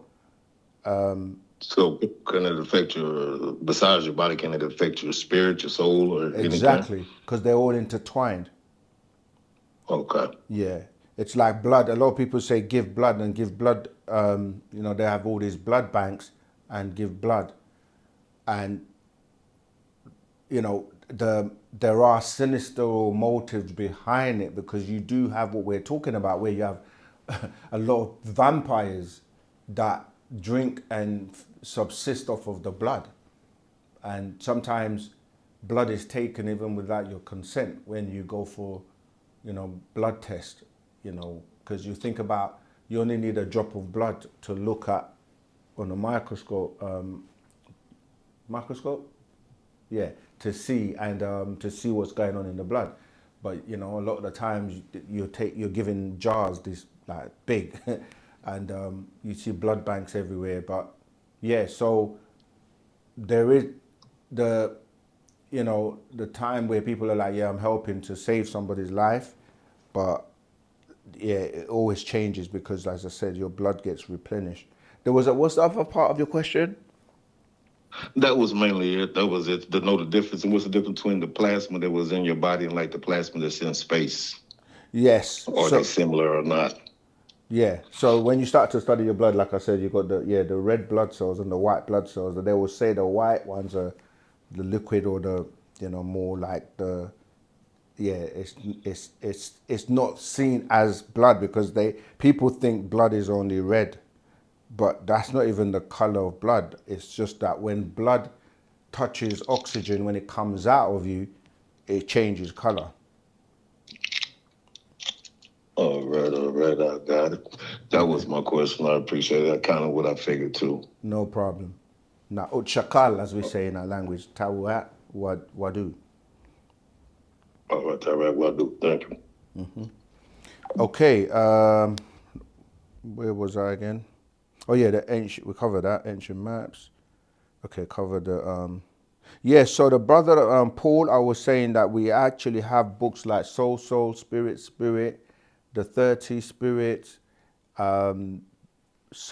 We have many books that cover that subject in terms of communicating with loved ones that have crossed over or translated, and how you can, bring them close to you. So if you're not a part of Wu-Sabat, get close, get involved, go to the bookstores, go to the communities, learn more, and you'll be given that information. Okay, we've got Crollo L. Oh, there's one before that.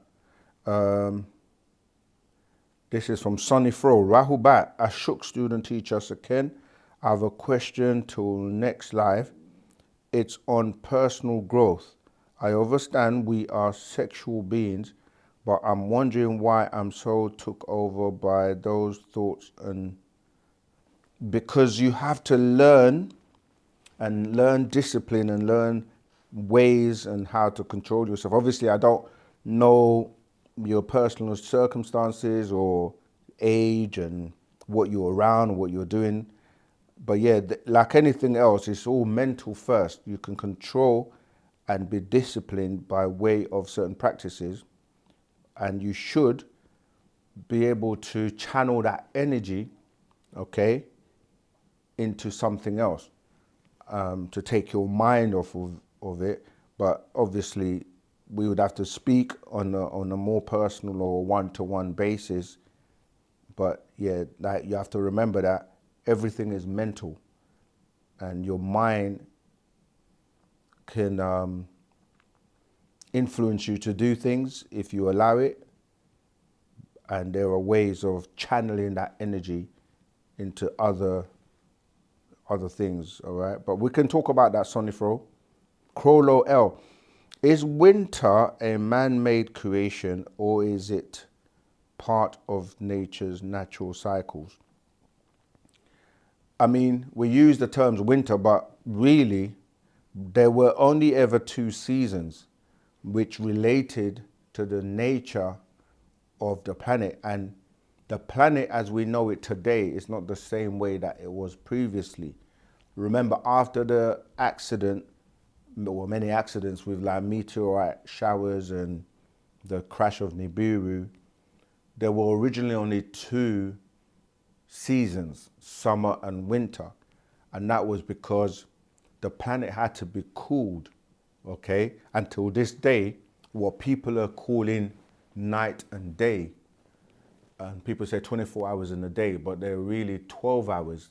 The 24 relates to the number 24 being this project, referred to as Project 24, with the 24,000 years cycle, which renews on a bigger scale called the sun cycle and moon cycle. You've got those 24,000 years breaking into 6,000 year cycles of moon and sun, which really are gold and silver. And then today that moon, sun becomes summer, winter, summer, winter. However, the planet, after the crash, and it was held together, and it was a scientific endeavor by the crafts that hold it together with what we call the science of tetrahedron, okay? The planet has a central sun, and you have an outer sun. So what happened is that it would overheat. So it had to be cooled on one side, whilst the sun, the external sun, is facing one side of the planet. And then that's what we call day. But on another side of the planet, it would be in what we call a shadow state, or shadow hours, where it's being cooled. And then every 12 hours, it rotates. So the side that was facing the sun is now on the other side. So this is why in different time zones, depending where you are, it could be day or sunny, and then the other parts, the opposite part, it will be shadow hours, or we say night. So they're really 12 hours in a day and 12 hours in what we call the shadow state, or people say night, giving you the 24 hours. So it's never 24 hours of day, okay? And then the clocks and the time, in terms of what we call time, is based around that 24,000 mile circumference of the planet, okay, which ties into Project 24, the 24,000 human genome project, to the 24,000 year cycle that is all based around 24, to all the way to the clocks that you have, 24-hour clock and so on. So yes, the two, like autumn, or people say fall and spring, were just added later on, where as you were moving from one summer to the what they call winter, or from a sun cycle to a moon cycle, the transition between the two became known as spring and autumn later on. But originally there were only two seasons. So it is natural nature, because without that regulation, the planet will overheat and can actually blow up. Yeah. If you read Physical Ethers and Natural Ether Energy, these are two master secrets that we have. Goes into a bit more detail for you. Okay, Sonifro, is there rituals or chants to restore my innocence for self? It depends on what you mean by innocence, because innocence can sound like before you partook of the pleasure palace. If that's what you mean by restore my innocence, no, because your matrix, everything you've done and have been involved in, is a part of your matrix. However, yes, there are things that elders can do where they can take your disc, your me disc, and can adjust it, or erase certain parts that would help to restore you. but without going into the details of what you mean by your innocence. But yeah, we certainly have rituals that can renew you and can rejuvenate you, can even help you like with your telomeres to extend your life and so on and so forth. But you know, we need to be a bit more specific about what we're talking about. Paul Baldwin again. As far as the slit experiment is concerned, are particles intelligent? And when we observe them, they behave differently. Would that be the reason we would never figure this plane of physical life? Absolutely.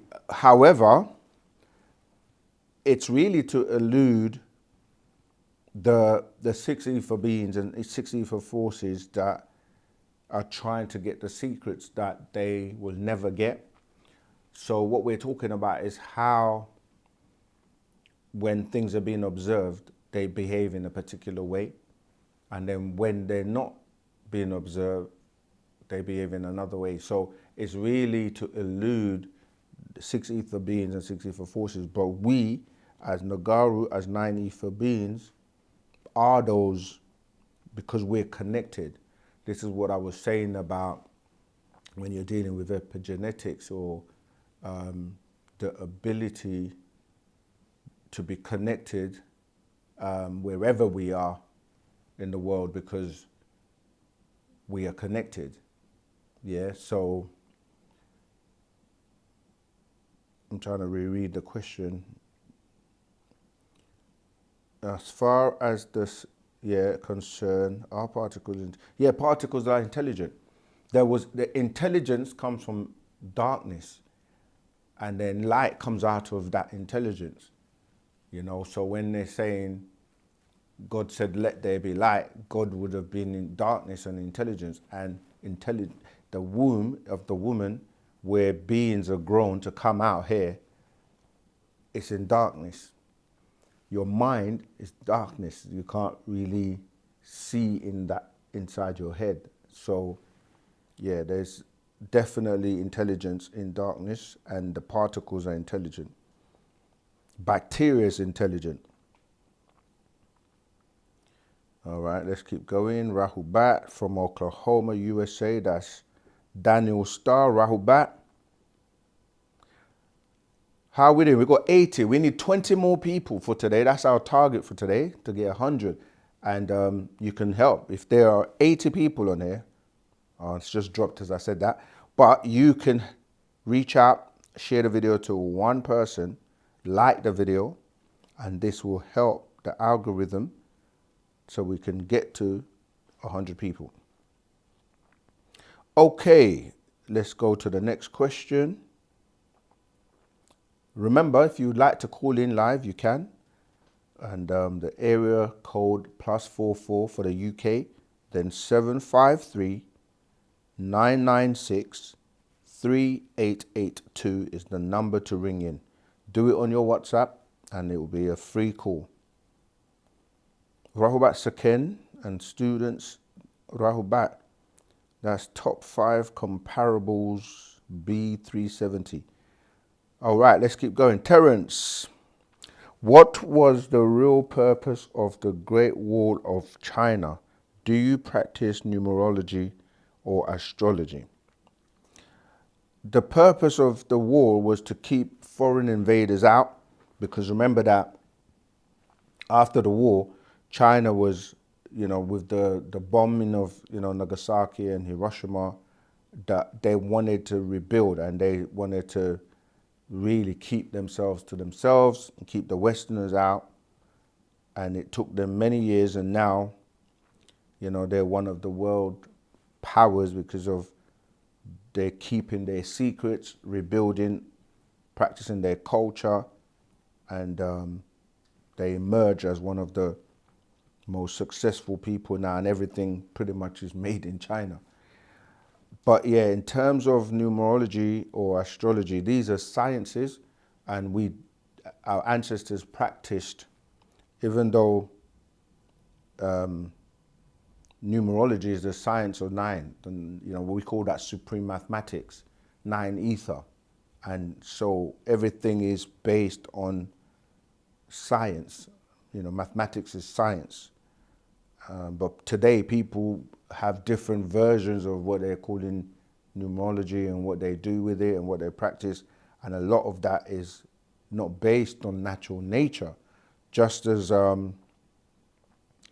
astrology now has become, or shall I say, what you're calling the zodiac today. That was a science, and that's become something else. So we deal with solar biology, okay, not really dealing with astrology, which is what it became, where they took the Dendera map and the fact that we knew about the energies and how planetary bodies react and behave based on being ontologists or being like we were able to study nature. We knew things and knew what happens and when, and that's become astrology and astronomy. And now you get like the zodiac signs and all of that, which is a distortion of that science. All right. I can't pronounce your name. Eduardo Sagrera, G8C. I had a dream last night.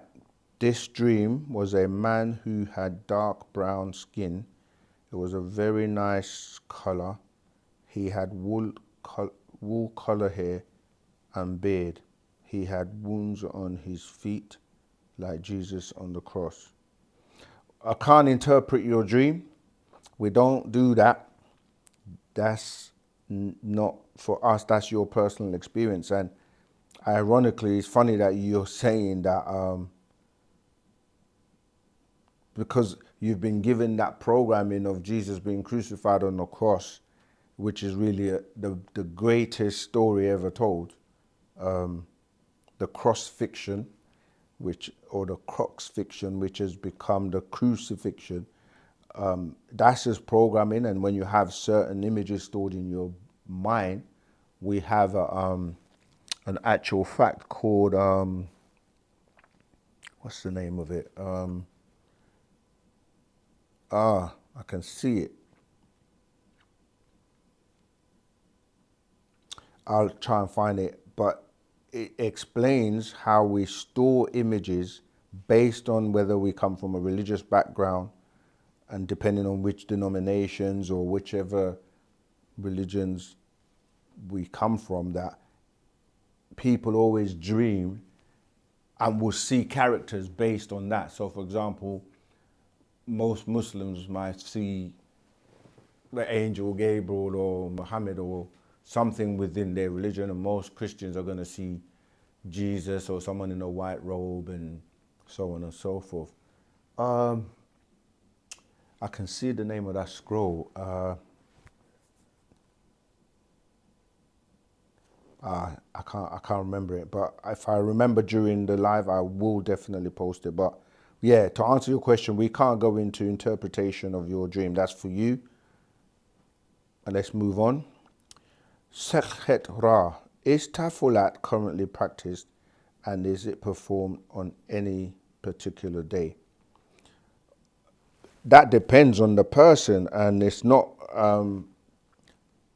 again, these things are going back to the schools of religion.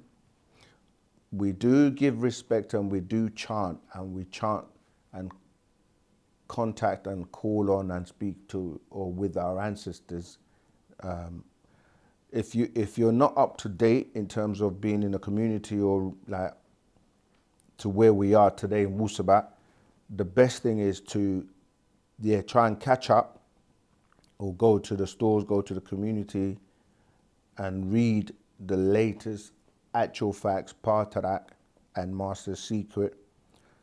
These are personal things. So if somebody wants to still pray and do Tafolat or Ashutat, if it gives them personal gratification or it helps you in some way, that's down to you.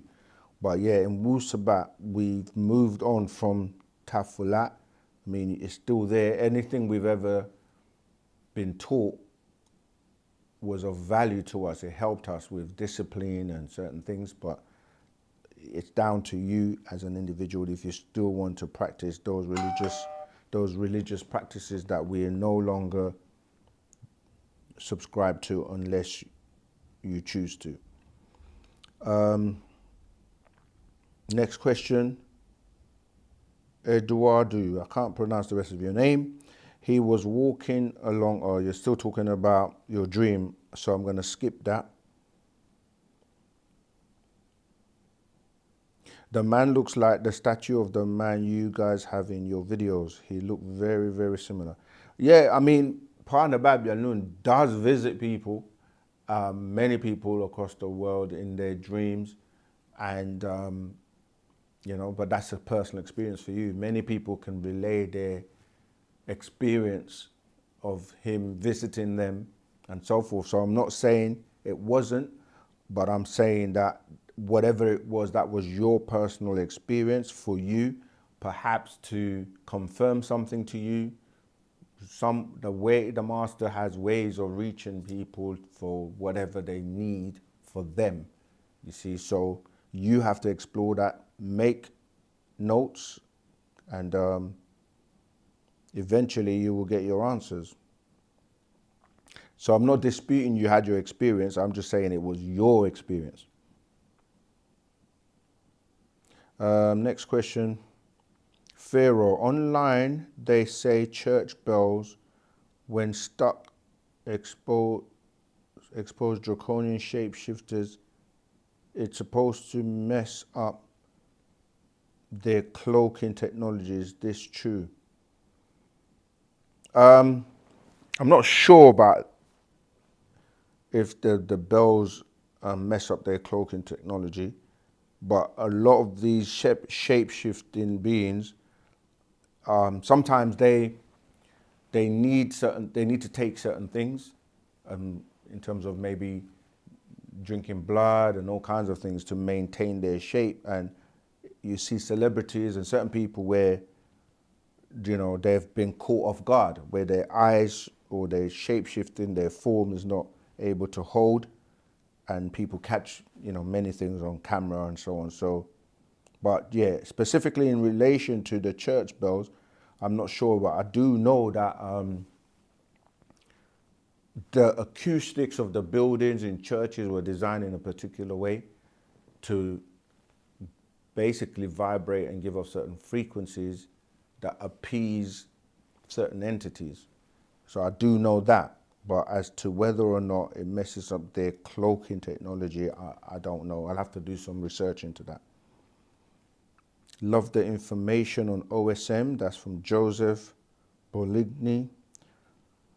Thank you. Share it, like it, subscribe, you know, make comments. That's how we reach more people. Grace Jokey 8123. My question is, when I become a member of OSM and skip 1 or 2 months without paying, will I stop being the member? Yeah, of course. It's like, you know, if you don't pay your Netflix membership, you get stopped, don't you? And then when you pay, you resume. But it's also that flexible that you can, reactivate when you're ready. But you get all the benefits of getting everything first. Remember, the 12th of the 12th coming up soon. We've got a surprise for you guys. All I can do is this. Yeah, so look out for that. You'll get it first if you're a member. Oh, life is a blessing. Thank you for answering my question, Saken. Absolutely. Remember, this information comes by way of the master teacher, and OSM is the only channel that you're going to get this information from, because we get it from the master teacher, who has 76 trillion years of information that becomes information. And as long as we're students and we study, we study just as we encourage you to, as student teachers, you know, we will always keep bringing it to you. Okay.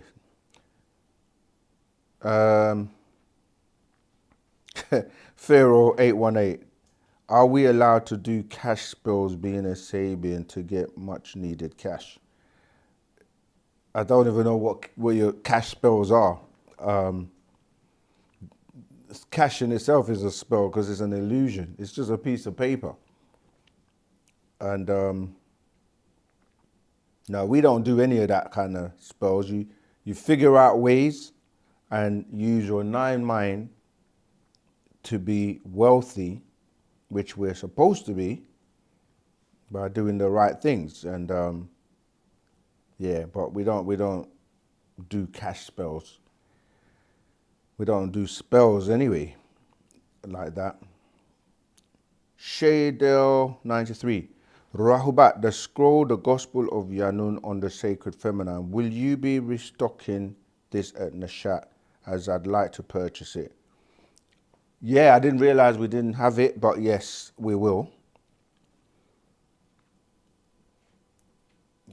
Pharaoh, your question about bells makes me think about particular frequencies. I'm sure David Bowie knew. Yeah, that's what I was saying. I know about the frequencies.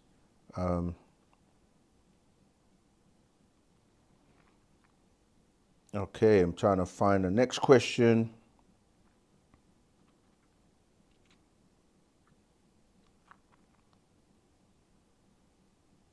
Okay, this is from Kalissa T. Valentine. What are some steps to raise my vibration? Wu-Sabat, those are the steps. Like, put Wu-Sabat into practice. Of course, we're going to mention diet. We're going to mention what do you eat, what do you put into your body, because everything has a vibration. And what you put into your body has that vibration that can either pull you up or pull you down. So diet, obviously meditation, rest, being around like-minded beings, studying, and doing all the spiritual practices like fasting. These are all things that will benefit and help raise your vibration. Obviously, the details of what that is, you know, have alkaline food, drink lots of water. You have to study your body and study and realize everything is really energy and it's vibrating on a particular frequency, high frequency or low frequency.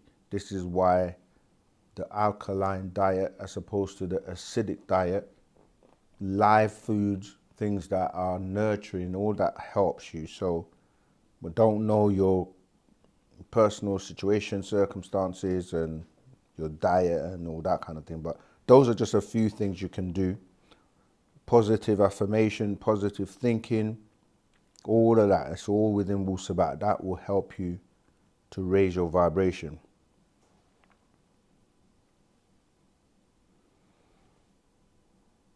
That's funny, Pharaoh. James Brown has got to be Nagaru. He had too much soul. You said had. Okay, caller, Rahubat, greetings. What's your name, where you're calling from, and what is your question, please? Rahubat Dre from USA. I was calling. I had a question about. I know I was listening before, and you said like the empire and the system that they built is falling by 2030. Everything will be new or reset. With it falling in 2030 coming, will everything be reset and new for our favor? Those that are, Nawapian, Negroid, original people, and what is to come after the year 2030? Is there anything particular we need to be prepared for after the year 2030 or to be looking for? It's not. It's falling now. It's falling, in front of our eyes. And if you read Revelations, which people deem the book of prophecy and the book for this day and time, it talks about Babylon the Great falling. all right? And there've been other empires in the past that have fallen, the Roman Empire and what they call Babylon, or the New Babylon, which is what we're referring to now. So it's fallen in the sense of respect has been lost, economically it's falling. Just look around the world and you just see like the things that are happening now are not things that shows a great empire that's going to sustain itself. In fact, you can go on YouTube and just search the fall of the new empire and you will see this. It's not just the Nagaru, it is our time because it's the renewal of our story in the sun cycle. However, Wu-Sabat is for humanity because no matter who you are on the planet, if you apply Wu-Sabat, you're going to have a better version of your life and a better version of what you're doing right now. Because it teaches you about, no one wins the race in racism. It teaches you about, your diet. It teaches you about how you can upgrade your mind, your thinking, your practices. Everything that's going to make you a better person, Wu-Sabat teaches that. So anyone who would accept and apply it is going to benefit from it. However, yes, it is our time to really renew our story. So for those who do, they're going to elevate, they're going to transform. And for those who don't, they're going to basically fall away to the wayside with the falling system. And when we say the end of the world, we're not talking about like everything's just going to just disappear or explode. It's the system, the world as it is, that is not sustainable. Okay, so yeah, it's down to everyone. You have ascending and descending beings. That's my class on Saturday coming, and we're going to go into what makes you an ascending or descending being. So it's really for everyone. That's what people are talking about when they're saying the Christ consciousness, or we're living in that new paradigm where things are changing. So you're either going to change with it for the positive, or you're going to go down with it on the negative. But it's down to every individual who has the opportunity to hear Wu-Sabat, to learn about who the master teacher is and what his mission is on the planet, so that they can actually make the decision for themselves. It's really down to every person that some are more connected by way of their DNA, because it is a genetic doctrine, but it's available to anyone who wants to improve their life and live a better life than we have been living in the last 6,000 years, by way of the moon cycle and the six ether forces that have caused the chaos on the planet. Okay. And then after the year 2030, what would the planet or the world be like for us? It would be what, a new system? Would it be like, but like any do you know? Like, Yeah, what would I it be mean, like the master after the year teacher has 2030? taught us many things, but it also depends on who you are, where you are on the planet, because we are going to see, everyone talks about, the catastrophes, the floodings, the hurricanes, the tornadoes, all the things you're seeing happening at the moment. So there will be safe spots to be, and others won't be so safe. So it all depends on who you are and who you're being guided by. For us, we know, Partner Babianun knows the way, and he's here to help and those who listen. So it all depends on, we obviously know that there's certain parts of the world that were highlighted by somebody that had a vision, a young girl called Lori Toy, who was, You talking about the map where majority of the continents are underwater, yes, and certain pieces are still above water? correct, yeah. But sometimes Okay. that's an American map. But the thing is that you can even just use common sense. You've seen tsunamis, and if you're in a place where you're surrounded by water and you see hurricanes and tornadoes and certain things taking place and volcano eruptions or earthquakes, then it kind of shows you that when certain things take place, I mean, you're getting on the Richter scale, hurricanes and tornadoes and earthquakes that are reaching places and levels that have never been seen before, quite unprecedented, to be honest. So you can kind of think about it. The movie 2012 gave you some insights into where we'll be safe, but for us, we have to move and go with what the guide, Partner Babylon, is here to guide us and show us what to do. So that's all I can really say. People try to run ahead of him. They try to, make their own decisions, but we know who the person with the keys, the secrets, with the knowledge is. So that's what we do. We stay close to the Lamb and follow him wherever he goes. And by that time, 2030 arrives, or probably before then, will the master teacher be out? Because I saw the podcast with his son speaking. He comes on like on the 9th of every month, and he said that his father will be out before that time, and he'll be able to guide and lead us. Absolutely, he's definitely gonna come home. We know that, and that's down to every single one of us. Because again, I said at the beginning, people want to know when something's going to happen, or will this happen? I'm not directing this specifically to you, but they don't get involved and be in the know or help to make it happen. And we have to be involved as well, because we are just as instrumental for making it happen. We don't just sit back, fold our arms, and just think it's going to magically happen or wait for somebody else to do it. We are part of the process. So that's why we say to people, if you're sincere and really about it, come close and let's work together. Let's build that future that we want. It's down to us too. Correct. That's our test. That's a part of our test to see if we're worthy to be saved. And that's collectively worldwide for those who are about truth. Because it says, when the truth comes, all false things shall perish. Right. Facts over feelings. Pretty much. 100%. 100%. Last thing though, how do you feel about, let's say for example, like my grandparents, all they know is Christianity, so they're heavily indoctrinated in it. So when I come to them with something or present them something like Wu-Sabat or something new that's giving in like extra information on what they believe, for them, since that's all they knew their whole life, it's so hard for them to even learn something new or want to listen to it. And they'll tell me, it's wrong, don't follow that, or don't listen to that, because they've been so indoctrinated for over, like 50 plus 60 years of white Christianity, or that enslavement that was done to us.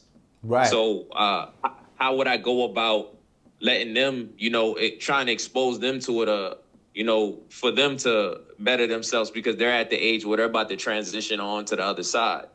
Right. What would you suggest? This is where, it's complex on different levels, but this is where you come in. You're really there to help them and save them as the one that's been chosen within your bloodline to know Wu-Sabat. And you have to learn and study and know how to basically put the information across to anybody on any level, on any age. So you may have to walk them through the Bible and the Christianity and show them things in a way that will click.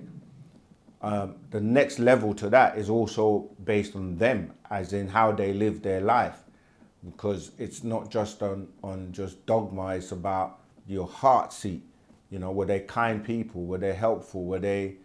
Because you can only be judged on what you know, and if you don't know, you have to be judged based on what you did with what you did know, even if it was just basic religion. Because you can have people in religion, and this is not to say people should just remain stuck in it, because if you have been exposed to the truth, then you will be judged on the truth that you've been exposed to. If you haven't, You will be judged on your mind, your intentions, your how did you treat people. You know, these are all things that are written in your matrix, your aura, how you are as a being. But obviously you are here to help them, because the facts are that some of them won't make it. Some of them will have to come back or relive many times. And, you know, you're there, your example, it's not really just based on words in a book. It's about your example and how Wu-Sabat has transformed you and is changing you. And I think people look at you as a person and your example first, and then any other layers. So it is complex, but this is why we as those exposed to Wu-Sabat have to get it out to the world. Because sometimes it's not about the age. It's when people hear truth, their DNA will explode, their ancestors will guide them, and when they're in that position where they have to make a decision to go into the light or not to go into the light, to go towards their family, their ancestors, or to go towards some religious figure that could be, you know, extraterrestrials or beings that are camouflaging like their family. So it's about not being tricked to go in the wrong direction. But there are too many different variables, but it's really based on you, because you're the savior for your family if you are the one that is resonating with Wu-Sabat and learning. But you have to also be groomed and be taught how to administer this medicine of Wu-Sabat. And that comes with the different situations, the different circumstances, the different people, from children all the way to the elders. So we have to know how to, administer Wu-Sabat to whoever on the planet. Doesn't matter who you are. If you're open to the truth shall make you free. Right. Tawata. Okay. All right. That answered it. Thank you. Tua. Go. Okay, we have, for those in the UK, for those who know me, for those who attend the classes, we have a request. You know, we would like to speak to people. We're doing an extremely important video. If you'd like to be a part of that, you know, we're still looking for a number of people to join us. You need to be available. We'll give you all the details, but the Telegram group is there, or you can contact myself or OSM Vision directly to get involved. Yeah. We don't want to give away too much, but we will be filming an excellent video, and we need some people to participate. We've got a number of people already. We just need a few more. So if you would like to do that, it will be really fun and interesting. And you would obviously be featured in the video. So get in touch with us as soon as you can, and we will make that happen. All right. Okay, let's get back to the questions in the live chat. We have about, how many minutes left? 12 roughly minutes left. So if you haven't got your question answered, you know, call in. But I'm trying to get through as many as I possibly can. Here we go. Yeah, so let me just read the message that's been posted. We're still looking for people to be part of a video being filmed December the 13th, Saturday. All right, contact the number below or the info@osmvision.co.uk email address. Okay, so greetings OSM and chat. Pharaoh, he always gives 110%. I wish Ken was the Prime Minister of the UK. It would be a loving place to live. That's a great question, but honestly, we don't get involved in politics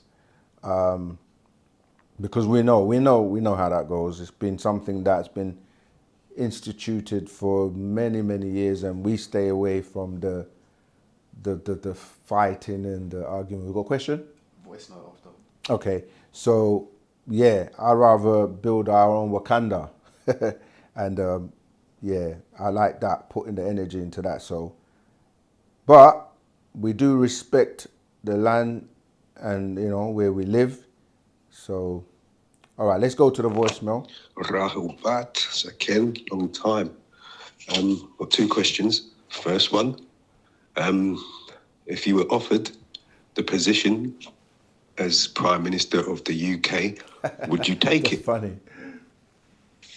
And the second question is, where's Asaru, man?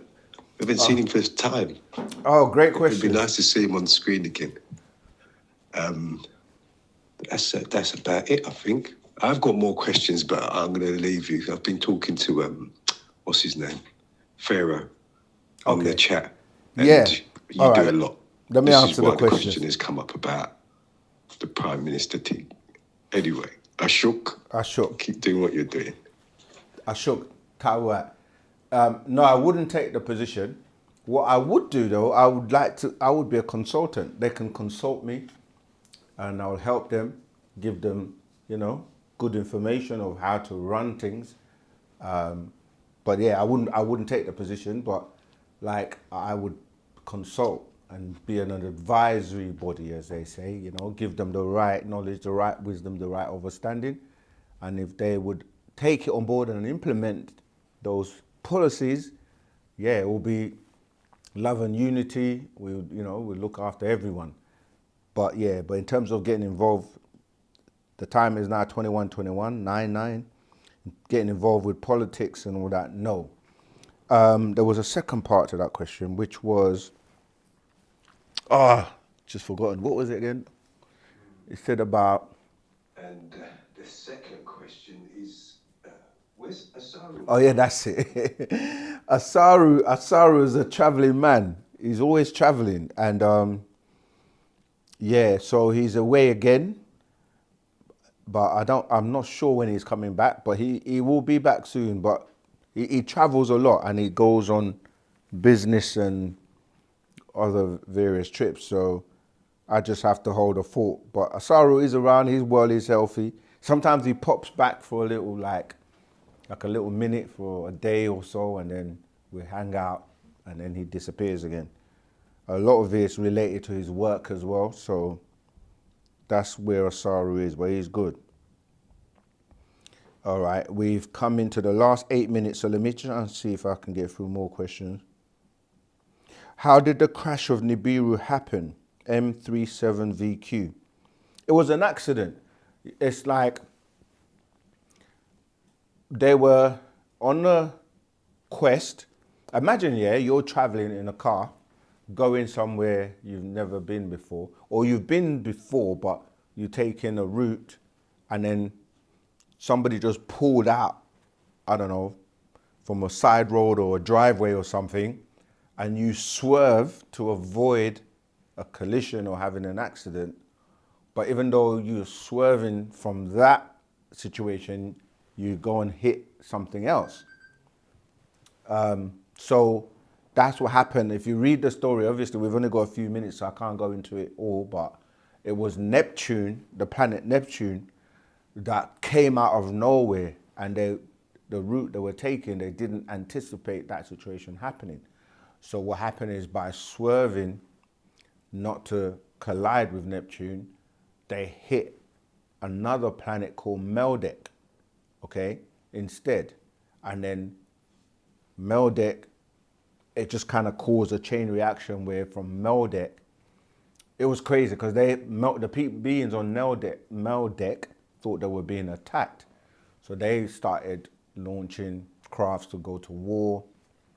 And then remember as well, the distances that we're talking about. Remember I mentioned as well how big Nibiru it was, or is, a big planetoid ship. It can't even come into our atmosphere because the magnetic pull from it will affect the planet. So it comes close, and even then you still get like the tornadoes, the earthquakes, and all the things that take place on the planet. So in short, it was an accident.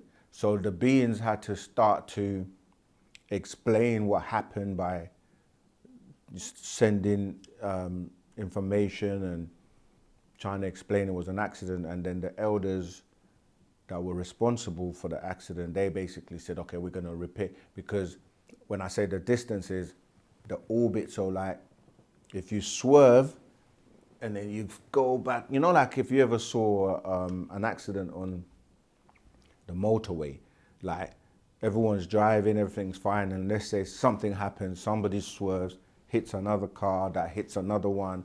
Sometimes it just causes like a chain reaction, and you get, you can get a pile of cars. So it was an accident, but they explained that it was an accident, eventually decided to help fix it, because Taymat was destroyed and cut in half, and the asteroid belt that we have today was formed from the debris that came from that crash.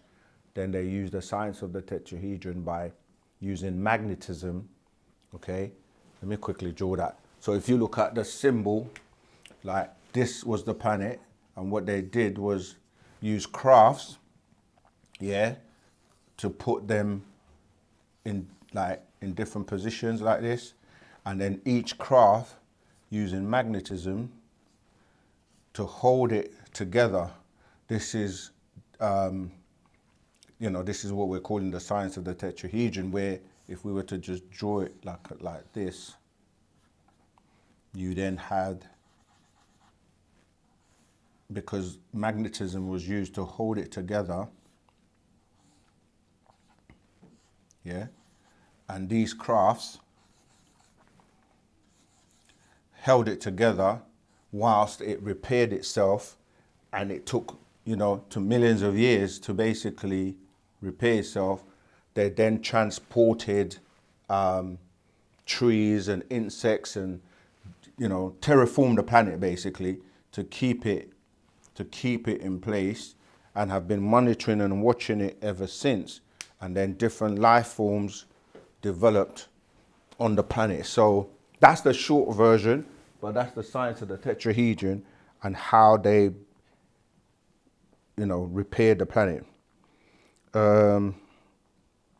Okay, we've got people saying they love to participate in the video. So of course you have to be, you have to be in the country unless you're going to fly in.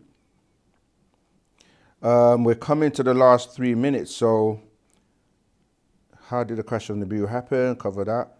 I noticed the streaming phenomena.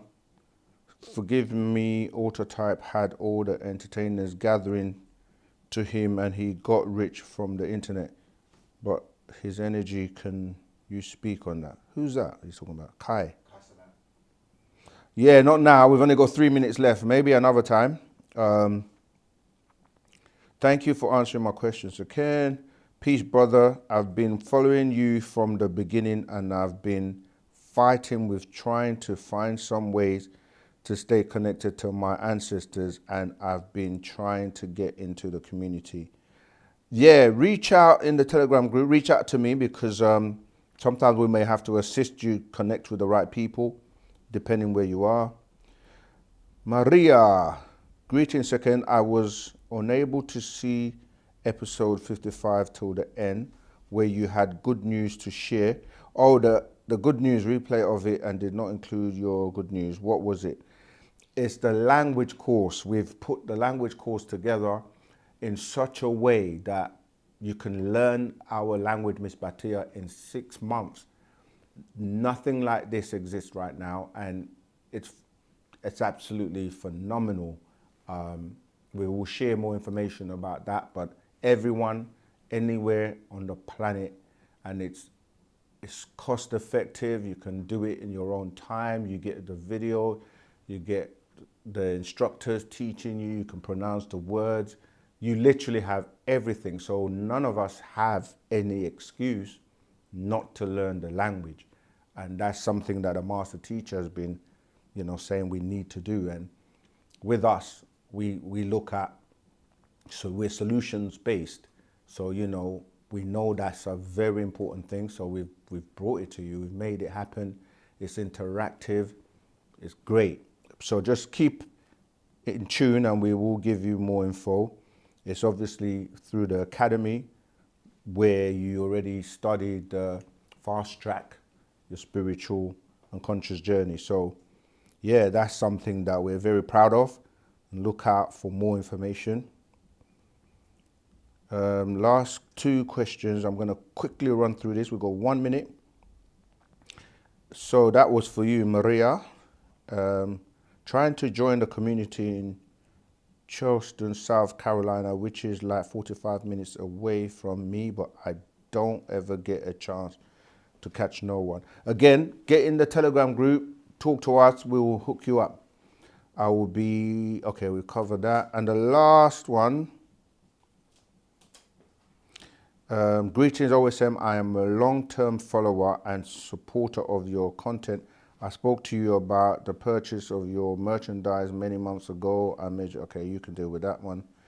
You'll have to speak, okay. Sorry to write this in public, but please help. I still would like to purchase the merch. Okay, we'll deal with it. I have spoke to Nishat and they told me to contact Saken. Not sure what else to do. Should I reach out by email? Yes, contact me. We'll deal with it. We're definitely going to deal with it. And on that note, we want to thank you. I hear people saying they've been following and been with us from the beginning of our journey. We're so happy that you stuck it out.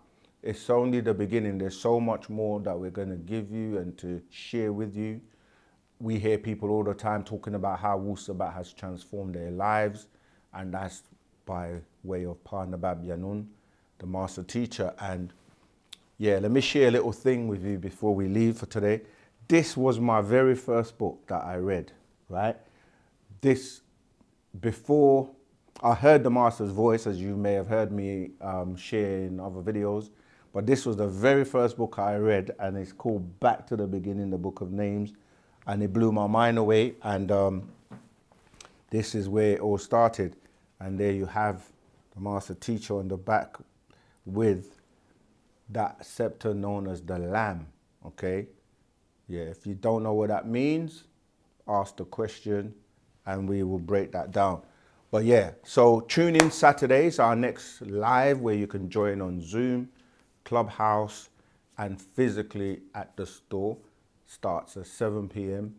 I appreciate, love all of you, all those that give us those little donations, they help us.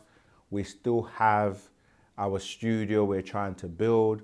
You know, we've got many things in store for you, and you can still send 3 questions to ask us anything, and just film yourself, send your questions in, and we will answer them for you.